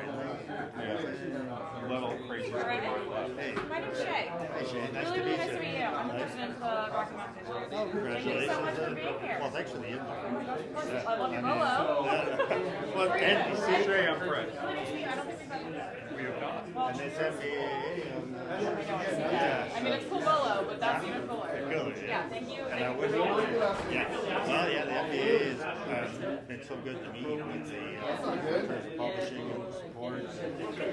This wouldn't be happening without it. I mean, you're about to talk about some of my favorites. I'm a logger girl. Oh yeah, okay. I'm really, really excited. Yeah, both of these, you know, we always try to do really, really interesting topics that our entire membership wants to listen to, but today's always like especially exciting. Well, really only today is pretty much just the, kind of an overview for the efficiency. Yep, but still. But still, if I get an invitation back for the second one, All right, well, you're always invited in my book. I mean, I guess we'll see how this goes, right? Yeah, exactly, right. No, you're going to do great. You're going to do better than your public speaking than probably I can, but I don't know. I'm old. you got this. No, but that means you have the experience. I'm young and I'm like anxious as heck. And the good news, my wife is not in the background going, Or she is so, not my biggest fan. She's like interpreting for them that they must be bored. I'm like, you're staying at home You're my tonight. wife. You're always going to be bored about something, right? yeah. Right, are you going to be around for this? So I worked at Sierra Nevada for 22 years, and then I left in 2021 and moved to Colorado. So we left because of the fire. So now I'm in Colorado, and all my buddies are here. And Thank you for coming. yeah, I was at Odell's a couple months ago for that one. So, maybe, yeah. That was a small room, big crowd, so it was a little. Yeah, and I do a little bit of consulting for Grouse Wellhouse. So I do their grain acquisition and their certification. So 10 hours a week. Well, cheers to you both. Thank you both for being here. I'm going to give an announcement for 2 minutes. All right, and, let's go. I'll introduce you and we'll get it rolling. All right, everybody, let's get settled. If you haven't grabbed a drink, grab it right meow. There actually is standards for that. Yeah, I love that. background, the prep Right? master brewing. It's not bad, right? It's really, it pops. It does. It really pops. I think it's And it's that fun stuff. Oh yeah, and that's where we started back, when it was 18, 17, 16, I mean, that was Good. stainless steel tanks, and where were you then? Yeah. So this is great. It's gorgeous. Did you see the brew house down there? Yeah, I did. I got here to make sure I got here. I got invited to the opening, and it was awesome. I was like, wait, we're on the invite? Okay. I think last time they jumped really high. Hi. Yeah, absolutely. Jeff. Thank you. Yeah, that'll be on top of class at here. He's a good one. A good egg. So I know where they're new assistant brewer. When I saw you, I know he's Ray, doing their black CSU and Tucson. He's perfect. I mean, wanting to share education is. Yeah, exactly. It's amazing. Thank you. Appreciate it.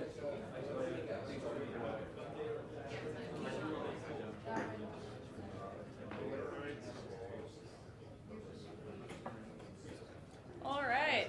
Thank you, everyone, again. Thank you, Keith. That was awesome. I mean, NA and AF beer right now is a huge subject, and having a little bit of direction, I think, is good for everyone. We love pasteurization. Now, Greg Casey's going to be here to talk about some of my favorite styles of beer, lager. So thank you for coming. Thanks for the invite. It's just a delight to be here. I've never been on campus MSU. We moved to Colorado in 1999, but this is first time down here. In terms of who the heck is Greg Casey, well, let's just say my journey in brewing started 50 years ago this September. It was at the University of Guelph, and I took a course in fermentation science from a guy by the name of Professor Dr. Graham Stewart. And I was going to be a marine biologist like all kids in the 70s wanted to be, right? Boom, I got hooked. Make a long story short, it was a long journey, chance encounter with August Busch III in Copenhagen in 1985. I was doing a 2-year postdoc with Carlsberg. Made a genomic library of Emil Christian Hansen's original strain that was, stored uninterrupted just through both world wars and all that. But he was doing a tour of the center, and he was talking about maybe contract brewing bud in Europe for the first time. And he asked if they had any Americans working on yeast. Baron Dieter von Wettstein said, we have a Canadian, his English is excellent. Would you like to speak with him? And that's why I'm standing here today. And he was right, long story. None of it published, but anyhow, it was a long journey. But this is a whole different journey at this stage of life. When you turn 70, anybody know my son, Troy Casey? Casey Brewing and Blending. All right, there's a few folks. Well, Golden, if you know Table Mountain behind the brewery, right? November 2013, he and I went up to there. I had a 6-pack of Coors Light. He had a AC Golden, Belgian sour. He was into the sours, right? That was my last day at Coors, and that's the last professional day of my life. And he was going to resign, I knew, 2 weeks subsequent to that day. But I was in China teaching malting and brewing science, got there a number of times. But we had a toast to reinvention. And for you youngins, one day you're going to be my age, hope you make it that, and what the hell do you do with these twilight decades of your life? And I made a very conscious decision to reinvent the professional life of the tale of two yeasts was my profession, the two-bird Carlsberg type. But I wanted to reinvent myself as an amateur historian, or as a historian, and to tell a story to America of the history and the origins, not a tale of two yeasts, but a tale of two, you see Social Dilemma, two truths. As you'll see, there's so many myths about the origins of, when I say adjunct lager, when I say American lager beer, I'm really talking adjunct lager beer. 30-40% corn rice, and that's the way it's been since the 1880s. So I said, but he had to, I said, I'm going to wait, because it's going to take me a long time to reinvent. And that was 2013, and here I am standing here now still. I'm glad I lived that long. to be able to write, with the support of the MBAA, the history of our beer. And I'll touch a little bit later as to why I think it's important and good for the industry if we make a connection with the American public and our industry, which I think we're selling short. So that's that. Let me see if I usually screw these things up. So that's the first volume. So that's this puppy here, right? I've got something like 18,000 primary period references that I've accumulated since 2007. I worked full time essentially the last 6 years of my career in terms of weekends, evenings. And since 2013 to today, I'm putting in 50, 60-hour weeks in terms of researching, but mostly writing now.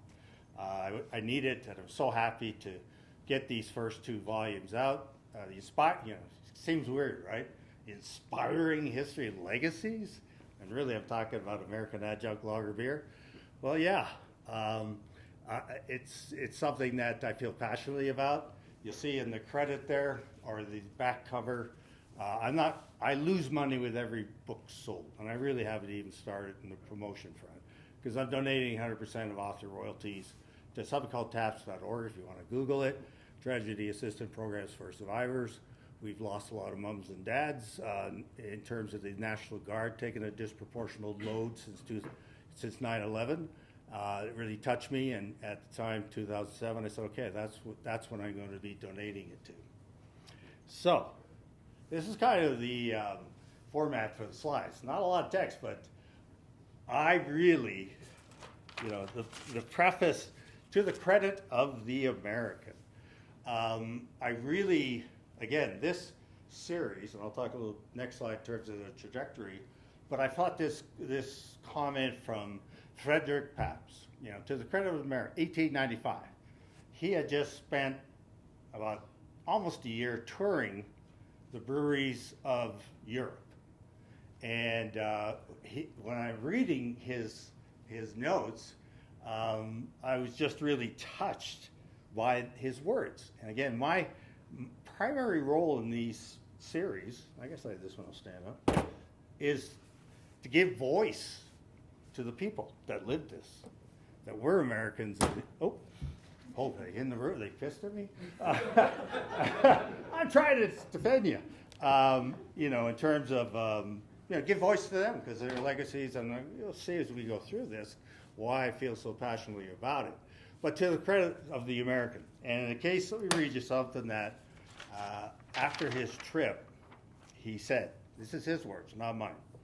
During a trip covering the year just past, it has been the pleasure of the writer, him, to satisfy his curiosity as never before by a careful investigation of the methods of foreign brewers, and by taking the American method of perfect brewing as a standard, this is born and raised in Germany, to reach a certain conclusions which, as an American, he is proud to hold. And I love, notice he signed it Fred, not Frederick, not Fred Dot, he could have, of course, signed it any way he wanted it, but I'm convinced that Fred was the American Fred.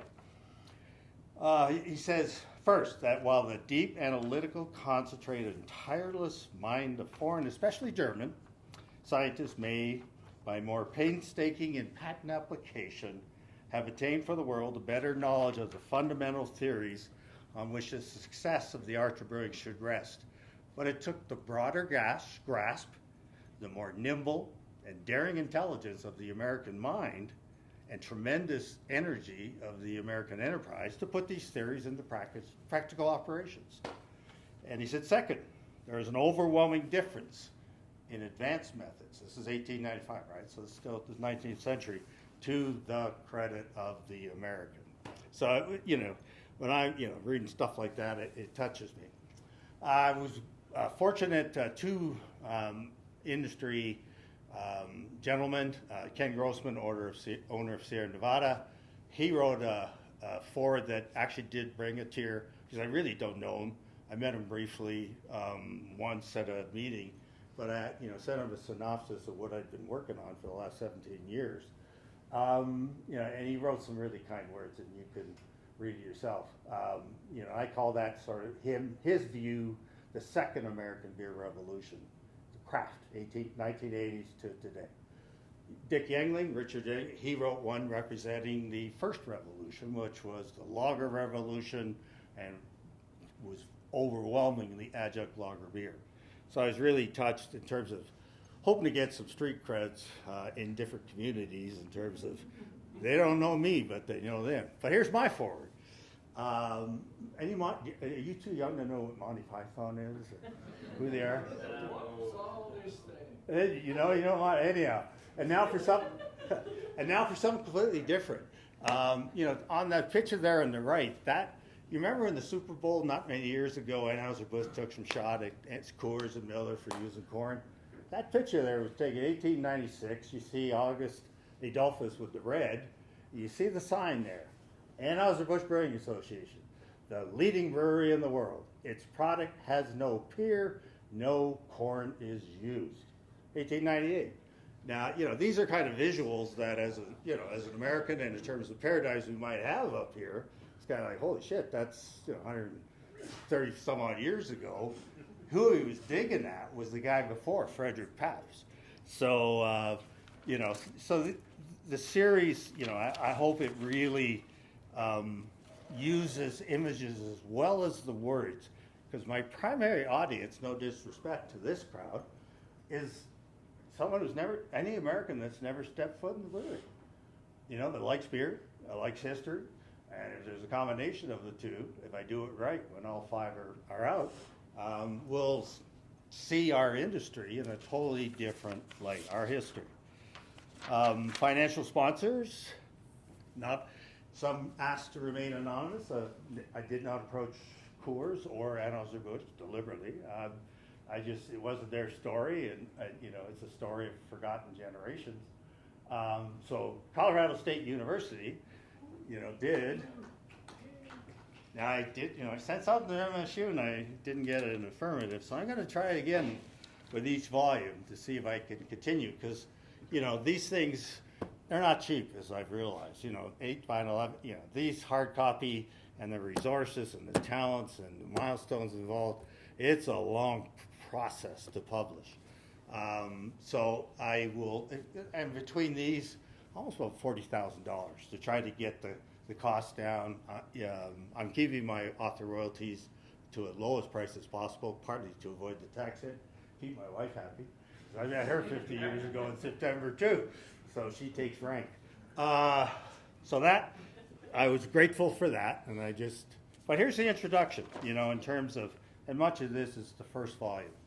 And what it says is, introduction, what I do is, I provide the reader with a sort of, what the hell is this 5-volume series all about? And this, was is beer. Forget the spelling, because that's exactly how it was spelled in the Washington Times in July 31st, 1911. And you see Wiley, Dr. Wiley, who was the first chair, or first in charge of FDA, wasn't FDA, it was just FD then. But you see those other two. You see the brewer, a fat-ass brewer, holding a cap to put it in and what's it say? Beer is pure, and up and above is a crow going, ha, ha. And these are just pictures of one of the opponents, the adversaries, that tried to force the American brewer before Prohibition to adopt the Bavarian way of brewing, Maltopswater yeast, Reinheitsgebot. And it wasn't the alcohol, that was the issue. They were trying to scare people that the beer was adulterated. If you use corn and rice, this is dangerous beer. This isn't pure beer. This isn't, so it was and 1911 was the culmination. Anybody been to the Smithsonian in D.C.? First use of the building, first week of August, 1911, were the beer hearings. There were so many interested parties. It was the culmination of a half century of trying to force the American brewer to brew all malt lager beer. And the adversaries were every institution of power in the United States. It even involved in the Supreme Court of SCOTUS. When Fred Pabst sued the state of Missouri in 1896 because they would not let him pass Pabst even through the state because it had corn. in the formulation.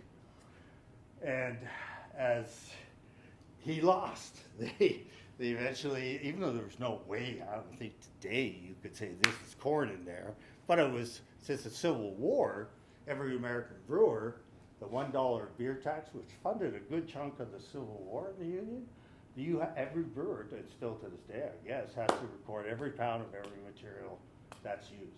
So that was, it generated a lot of awareness, shall we say, in the American public. You know, a reporter could just go into the Internal Revenue Office and say, you know, how much rice is so-and-so using, how much corn, how much, and so the media was against the industry, the state and federal, city, Supreme Court, you know, every institution of power, overwhelmingly Anglo-Saxon in their heritage, right? But they were against. In 1911, it was actually going to be, Wiley's recommendation was to define beer as just malt and hops and water. And after that, the lawyers said, you don't have the authority from Congress to do that. You can research it all you want. You can, you know, get this, but you do not have the authority to do that. So I'm very rarely complimentary of lawyers, but that was a good example. But so the reader, when you're reading this first chapter, it fundamentally shows that it proves or gives an introduction to this, that they're back to the legacy and inspiring. Forget about creating the industry, one of the largest industries by this point in time, but that they protected the right of the American brewer to brew the beer, to brew the style of their choice with the materials of their choice, and for the brewer and for the consumer to buy the beer of their choice. You know, the Reinheitsgebot, yeah, Bavaria 1516, but Germany didn't, the rest of the empire, it wasn't even the empire then, that didn't happen until 1871, 1872. They were using copious amounts of rice and potato starch and glucose made from potato, in northern, even saccharin. I mean, that's the third volume. It might get me killed, but I've already sort of broached the subject with a bunch of my German friends, and they're kind of like, this is, quote unquote, very dangerous. And it's a very different, if we have myths about ours, oh my God, the Germans, they don't have a clue. So the scope and trajectory is introducing the reader to that.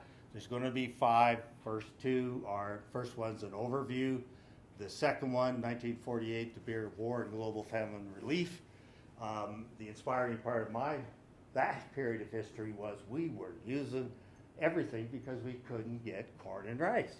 Those were foods. Those were starch sources. Cornstarch went into shell casings. I mean, there were so many applications for cornstarch, not malt imitations like the paradigm says, but it's a fascinating period. So, second chapter says, well, why in the hell was corn and rice, you know, a big deal? It's part of a big deal. You see this one here, ice cold beer here. You know, you still hear it today in the ballparks and hockey rinks and everything across America. But look at, that's an ad for Lang's Beer in Buffalo, 1911. Can you imagine writing in your advertisement, chill proof? But for 3 decades, 1880s, actually almost 4, the only chill-proof beers in the world were ours. And why is that? Well, because we Americans may make bold to have an opinion as to the causes producing beer sensitive to cold. By a guy by the name of Dr. Robert Wall. He was based in Chicago, and he, I think, is the world's history of lager beer, and with all due respect to German, Lintners and others, I think is the greatest American brewer, brewing scientist, brewing educator, breeder, editor, brewing industry advocate, spokesperson, political representative, and more. I mean, this guy was phenomenal, and I've been in communication with his granddaughter, who's in her 90s. She's a professor down in San Antonio, and I've been in communication with Rosemary Wall. and his great-great-granddaughter who lives in New York City. So it's for me, it became, they make that personal connection to talk to the people. They were able to give me materials that will find their way into primarily volumes 4 and 5. But two nations, Germans, Americans, we love lager, right? It's the biggest category of beer in it. But we differed profoundly then and still do today in terms of the nature of the beer itself, all malt, right? Whereas the biggest segment here is, as Ken talked about, is forward, is adjunct lager beer. How the beer is served. We preferred it in a glass, even in the 19th century. Germans in a stein, right? And the temperature, we still like it colder. And the Germans still like it just a little bit warmer. But a big one was the speed with which it was consumed back at this time. Because for Germans it was nourishment, it was social. For an American it was a quick in the bar and capitalism on hormone. It wasn't a beer you lingered in a beer garden. It was our beer. So in every case, the malt substitutes play a direct role, as we expand in the series, aligning the cultural norms of the nation, mainly us, with its beer. And a couple of voices. Frank Rickards, he was German-born, brewmaster at Schaefer in New York City. 1908, he said, "We must not forget." And in it, I introduced readers to who the hell was Frank Rickards, where he came from, his passport, immigration, his biography. I want the reader to see these as people. And we must, even though a German in St. Louis once told me Canadians are not people, but that's a whole other story. Whoa. It's not why I resigned, but it didn't help. We must not forget that beer in Germany is drunk at a warmer temperature than here, where beer is consumed very cold. Again, this is 1908, so it's 120 years. So the American public is far more exacting than the German in its demands for brilliancy and stability. Served in mugs in Germany, we prefer glasses. That is to say, the German drinks with his tongue, the American with his eyes. And there's still a lot of truth in that, in terms of, when you think of I can't think of a better time in the history of mankind, if you like beer, than to be living in the United States right now. Because those rights were protected. And it's, that revolution, the first one, is expanding globally still. Like 80% of the beer in the world is an adjunct lager beer. But, so too is the craft revolution, first half century, exploding across the world as well. There's one more voice that I'll give you here because it has a Colorado connection. Anybody know where Wolcott is, Colorado? Who Wolcott? You do? Okay. It's a western. It's after the Eisenhower Tunnel, but Wolcott was a senator. And if you go to the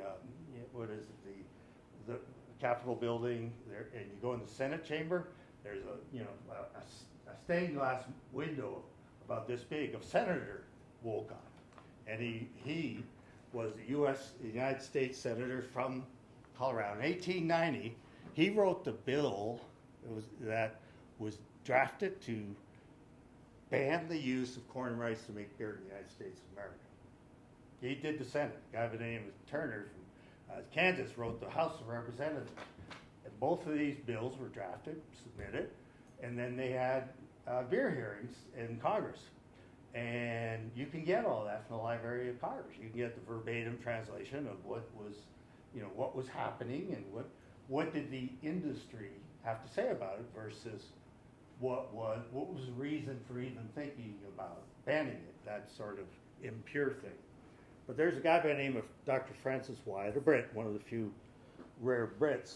He said in his testimony, a Ways and Means Committee chair, then was Senator McKinley, future president, assassinated in Buffalo, but at that time he was responsible for chairing these hearings, and this Wyatt. So I'm a brewing scientist. I'm not a brewer. I've never earned my stripes. You have to know how to make it. I don't know how to make beer. I mean, I know how it's made, but I've never personally. I've always been a sort of anomaly, a PhD, brewing scientist, but I've never had an operations position where I've had to make beer. My son, a little different story, but the old man, no. But, so I identify with these guys in a personal way, Francis Wyatt.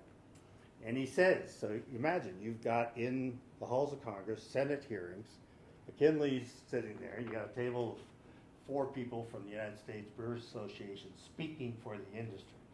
And he's saying to these guys that want to ban Wolcott, like all industry, brewing has, and this is 1890, so it's like 140, 150 years ago, right? He says, like all other industries, brewing has been progressive. If we look backward but a few years, the almost universal trouble with brewers the world over was their inability to produce beers of brilliancy and keeping qualities. And then he goes on, I love this paragraph. To meet this new and yet so rational demand, the brewer has been forced to study the technology of his trade, and the chief outcome of his studies has been the substitution for a portion of the malt of a certain percentage, either of rice or corn-based adjuncts. It does not in any way, remember those cartoons, constitute an adulteration, but decidedly constitutes an amelioration. Again, these are senators here in this shit. Is it, this line gets it, when I gave this talk before college 2019, this line evoked a response. Is it the province of our legislature to interfere with the discoveries of science and to impede rather than to encourage its beneficent march? And they're talking, these guys are talking about the stuff we love, beer, right? I mean, I read that and I went, I didn't get a tear, so I don't want you to think I'm a crying piece of mess. But so in the first volume, jokes of critic. Let's be honest. What's national flagellation we excel at in terms of all of us at one point have apologized for American lager beer. I don't know. Apparently, a lot of people drink urine because they compare it to urine. I've never drank urine, but I've always been mystified by why people were so confident. Even my father said it's horse piss, and I know Dad didn't drink it. But it's been the joke of what I'll say. Take a number, in terms of the critics of the style of beer that this series is about. So water everywhere, glasses tall and clear. I'll read. This is 1918. It was in the Pittsburgh Post, and as Keith talked about, 1919 with Prohibition.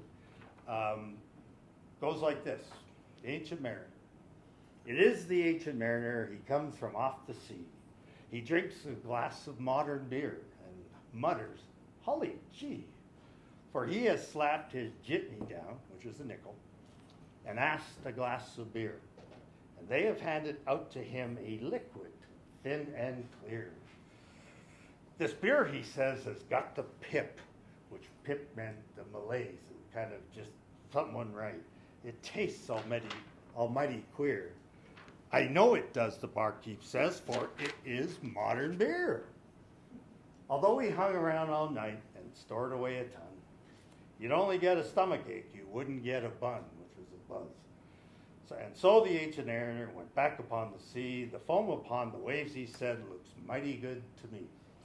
Water everywhere, glasses tall and clear. Water everywhere, and yet they call it beer. So the critics of our style, like, take a number. Look at that's an ad from where I did my PhD in Saskatchewan through Molson's Regina Leader Post. Better than American. We don't use rice. It's been the butt of jokes for a long time. So I want the American reader to see examples of that in a way they can relate to, like a pope. Myths overview. So here we get in the heart and soul of the first volume. This one was, everybody know Carly Wiggins by any chance? Or who? Anyway, it was 2013. And these are all pulled direct quotes from the internet, so it must be true, right? There were grain rations because of the war, referring to World War II. So breweries began to use adjuncts, which is corn and rice based, in their beer. Some of these adjuncts were corn or rice used with traditional barley. You see below there, paint of the 5W white wash. Each brush, the real history of adjunct lager beer, which really the earliest I've been able to do find was 1863 during the Civil War, when a Bavarian was issued a United States patent on the use of Indian corn to make lager beer. Came over, as they did then. When Borth knows south, he kept notes, said which breweries he went to. He said which town they got run out of, Indianapolis, because the locals got wind that they were not brewing all malt beer. But it's fascinating history. Obviously, I'm biased. But, so there are, so here we go. Let's do the first one, the first W, first two. When and why. Notice again, this is 1863, right? September 14th. In the article on the right there, how lager beer is made, 1881, even earlier, was in the New York Times. And it was a response to the Businessmen's Society which is a prohibitionist group, trying to encourage lowering the use of whiskey and hard spirits, and to go to the beverage of moderation, which is beer, which it was. But then there was this, oh my God, we can't recommend this because it's not pure. They use corn and rice.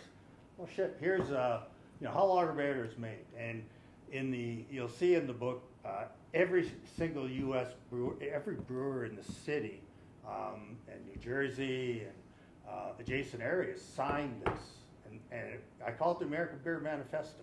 And in the article, they say why. And as you see the last sentence there, some of the brewers use only molten hops for their ordinary beer, but for their extra beer, which is sold at $1 more than the other, rice and corn are used. And that was pretty typical, both in Germany. It was 2 pfennigs more for rice lager in the Palatinate area of Germany. It was a more expensive beer to buy, for the brewer to brew and for the consumer to buy in its formative decades. So I call that sort of, and I've done, that'll be in the 4th volume, which is the rise and perfection of our beer. And again, it's the rise and perfection of adjunct lager beer, perfected here, and these are the kind of guys I want to give voice to, in terms of, Fred? Extra beer. But for their extra beer, which is their premium beer. Is it higher in alcohol? No, just use corn, same alcohol, just use corn and rice. So obviously there'd be a little bit more of a pils, lighter than an old malt. Dunkel was pretty much the lager of America from 1840s right up to about 1870s, and then Pilsner took the world, right? But we took Pilsner as it was there. The Germans had their Helles, but we still call it Pilsner, to the chagrin of Garrett Oliver and others, but hey, it's still technically a Pilsner. So that, what's this one here? The where? Well, this is Brooklyn Daily Eagle, August 5th, 1871, right? Ingenious German brewers have discovered a new material for beer. They brew rice, and the product is said to be very clear, pale color of an extremely pleasant, mild taste. Does that sound familiar? In terms of, and that, even our home journal in New Orleans, a weekly gazette in Louisiana, I mean, it was, and there's so many more references where it was across the nation. There was an awareness that, that Germany was using rice, and they were. The 3rd volume, in terms of 1850s, in German, that central part of Europe, it wasn't just rice. It was a lot of other starch sorts, but that'll have to await a future lecture. So here's the myth, the what one. What myths? Well, here's a quote that says the what says the beer was high, pure malt before the Prohibition, high alcohol, robust, manly beer. Well, this guy here, Dr. Ernst Henke, would like to nominate him as the patron saint of the craft brewing community. Not because of what you read here, but he says here in this same letter I'll talk about shortly, he talks about the beer basically 30, 40% corn, light color. He's basically describing an American adjunct lager beer, right?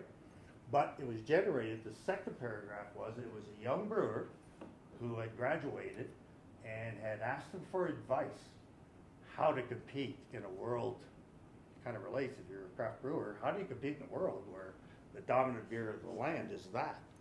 Well, he said this, and I take such inspiration for it.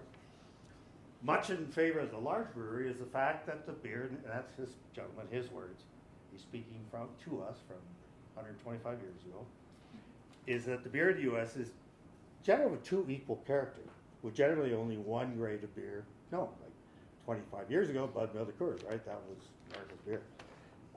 This uniformity in the use of material, in the manner of work, and in the product itself prevents an individual development.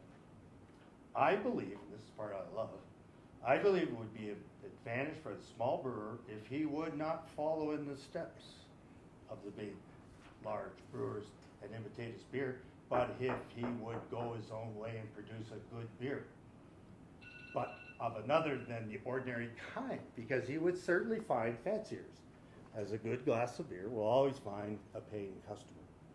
What others do may be acknowledged as good, but there's no necessity to imitate the same. There's no reason why a good beer of other taste should not please the public. 125 years ago, right? If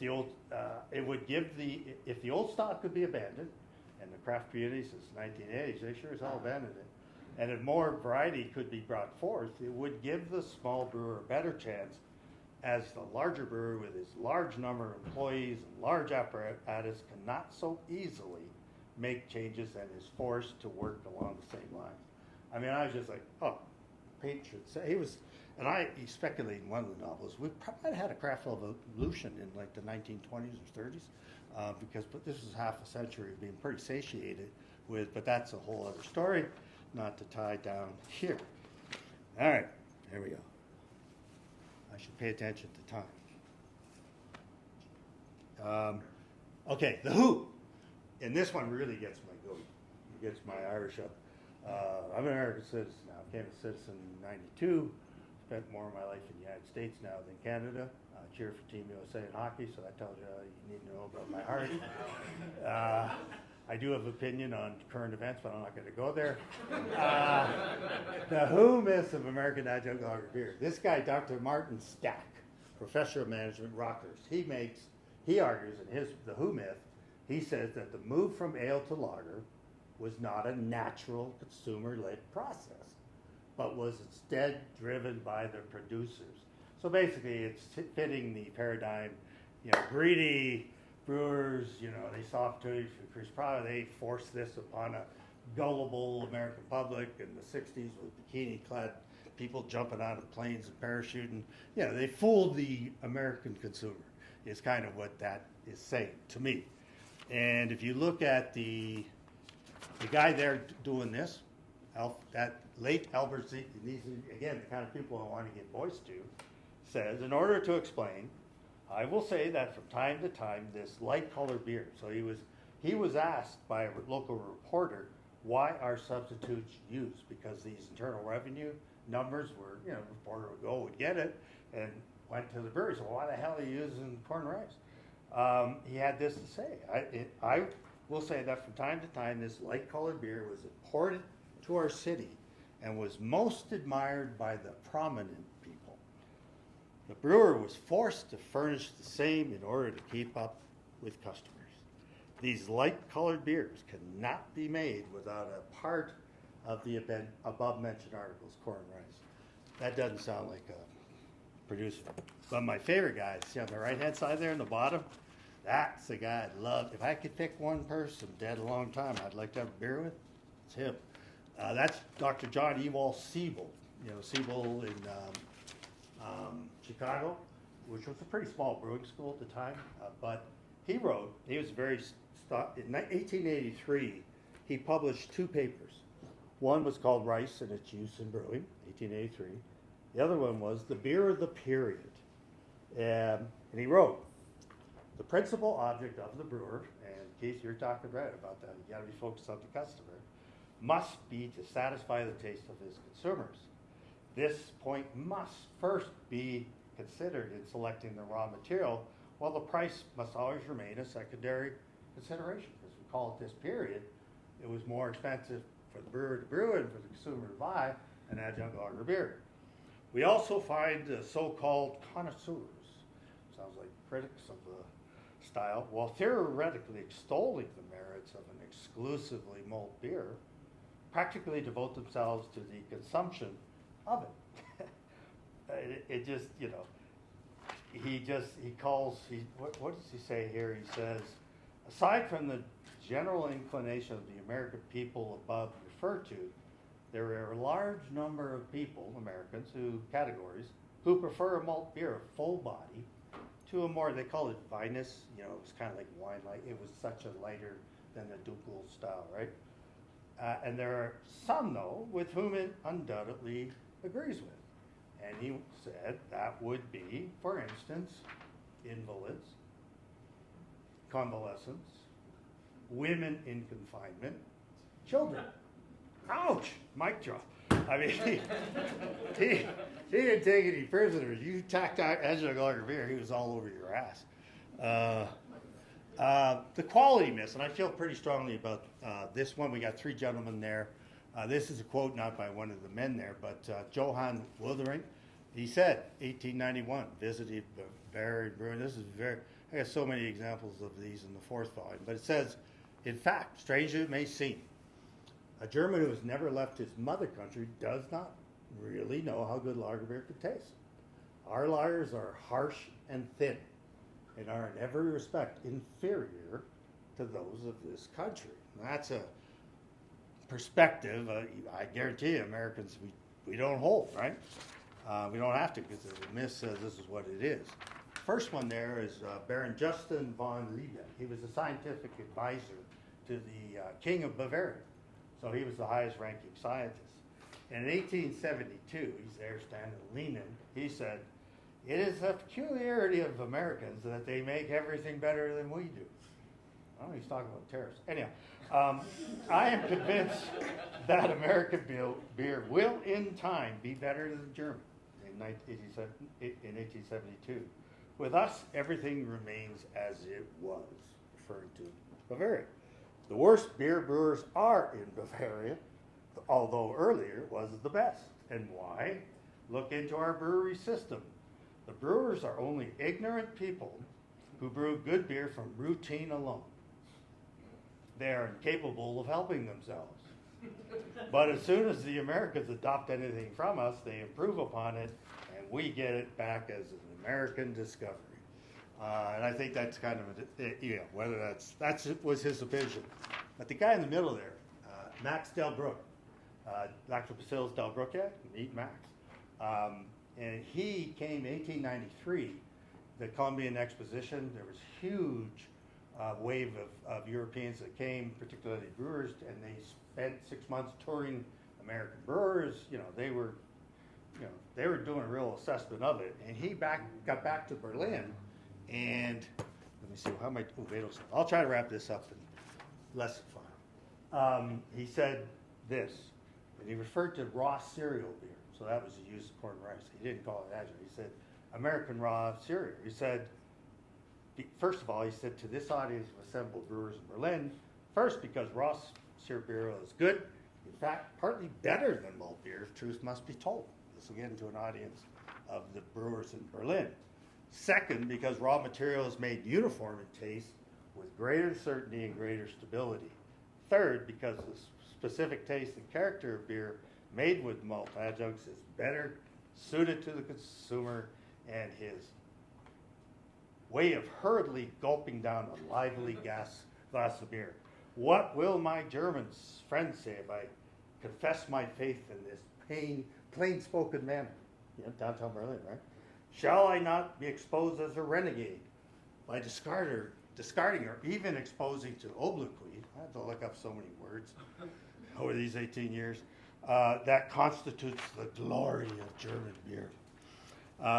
We'll skip the voice there. Legacy's denied, and this is one that I feel pretty strongly about because Prohibition did more than just stop the production of lager beer in the United States. It destroyed all these allied industries, everything. And anybody know Josh Watterson? I hope somebody does. Anybody know? Okay. Yeah, I read this. He wrote this in 2018. And he's referring to a craft, right? He's a craft brewer. Our brewing, and he's German educated. he's an American, but went to Weinsteffen or VLB, one of them. Our brewing revolution has happened so late that we still haven't created our own image yet, or a set of guidelines regarding how beer is supposed to be brewed in America. And that's 2018, and I respectfully disagree.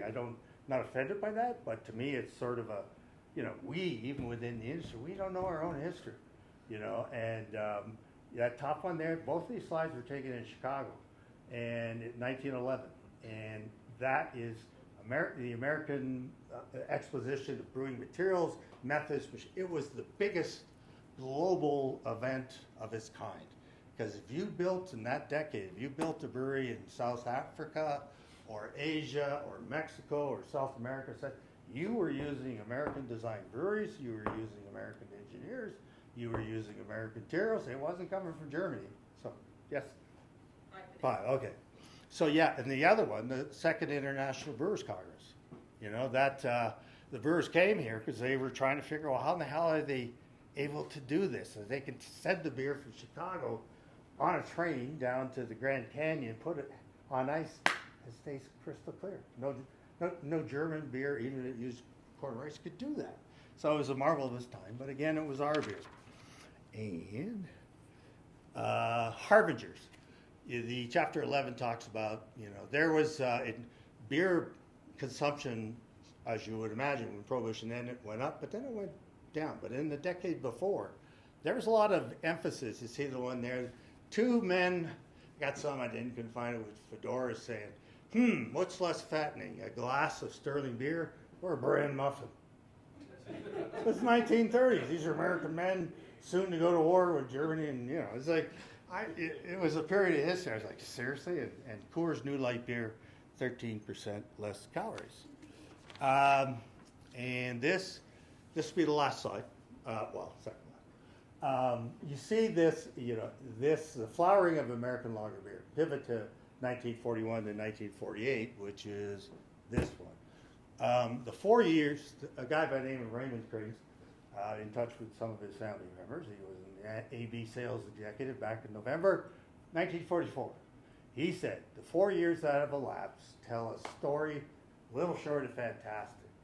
Any prophet who in 1940 would have predicted what has actually occurred would have been accused of suffering from delusions of grandeur and dealt with as a psychopathic case. And yet, facts are facts. As you see on the graph to the right, that standardized the per capita consumptions in 1940. It rose right after Prohibition. But then, brewers being Germans, brewers started to make a heavier beer than it was pre-Prohibition.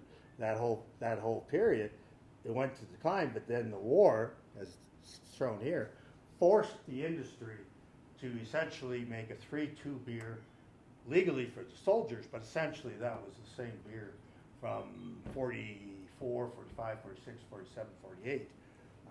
That was, you see that meteoric rise.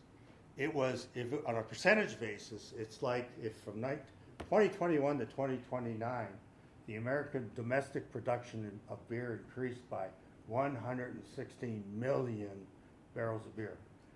Like he said, we peaked around 200 there in 1990. It's been down to 100 domestic. Removals are about 200. But the second volume is, if you invite me back, if I haven't burned my bridges, as you can tell, I love talking about this. I haven't even started yet promoting.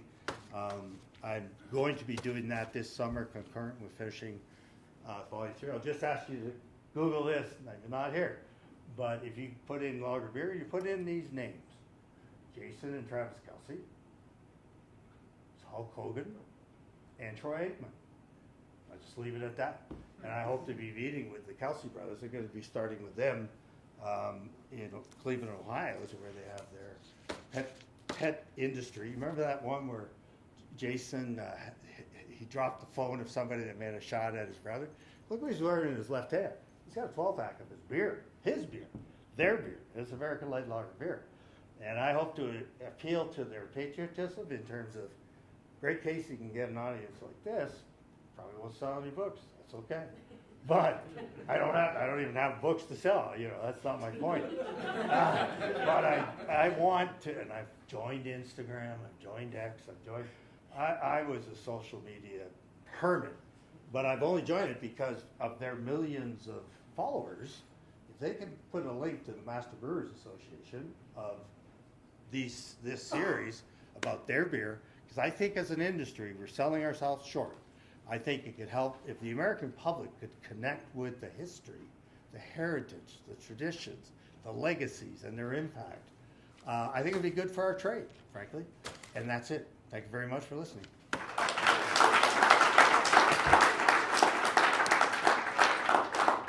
Any questions? Keith. When I created Batch 19 and Barman for Coors, I researched their archives extensively. Uh-huh. And they always had 40% adjunct forever. Yeah, it has been the norm Yeah. since the 1880s, 1890s. It was rice, but the thing that I found interesting was that in the early days, they used the best malting barley available, which is a Scottish malt called Chevalier. Okay. Did you ever, in your books? The Canadian Chevalier. Chevalier. Come on. Yeah, they didn't expect the expenses. It got to that comment. They didn't mind the expense. It was to brew that beer. Sir. Your opinion on an IPL or a cold IPA? Oh, cold. I have to ask my son, I guess. IPL was his wife's demand of him. Wives can have an influence on a man. And he brewed it for her. I think I prefer the IPL. IPAs, it's become lighter with, from the 1980s, but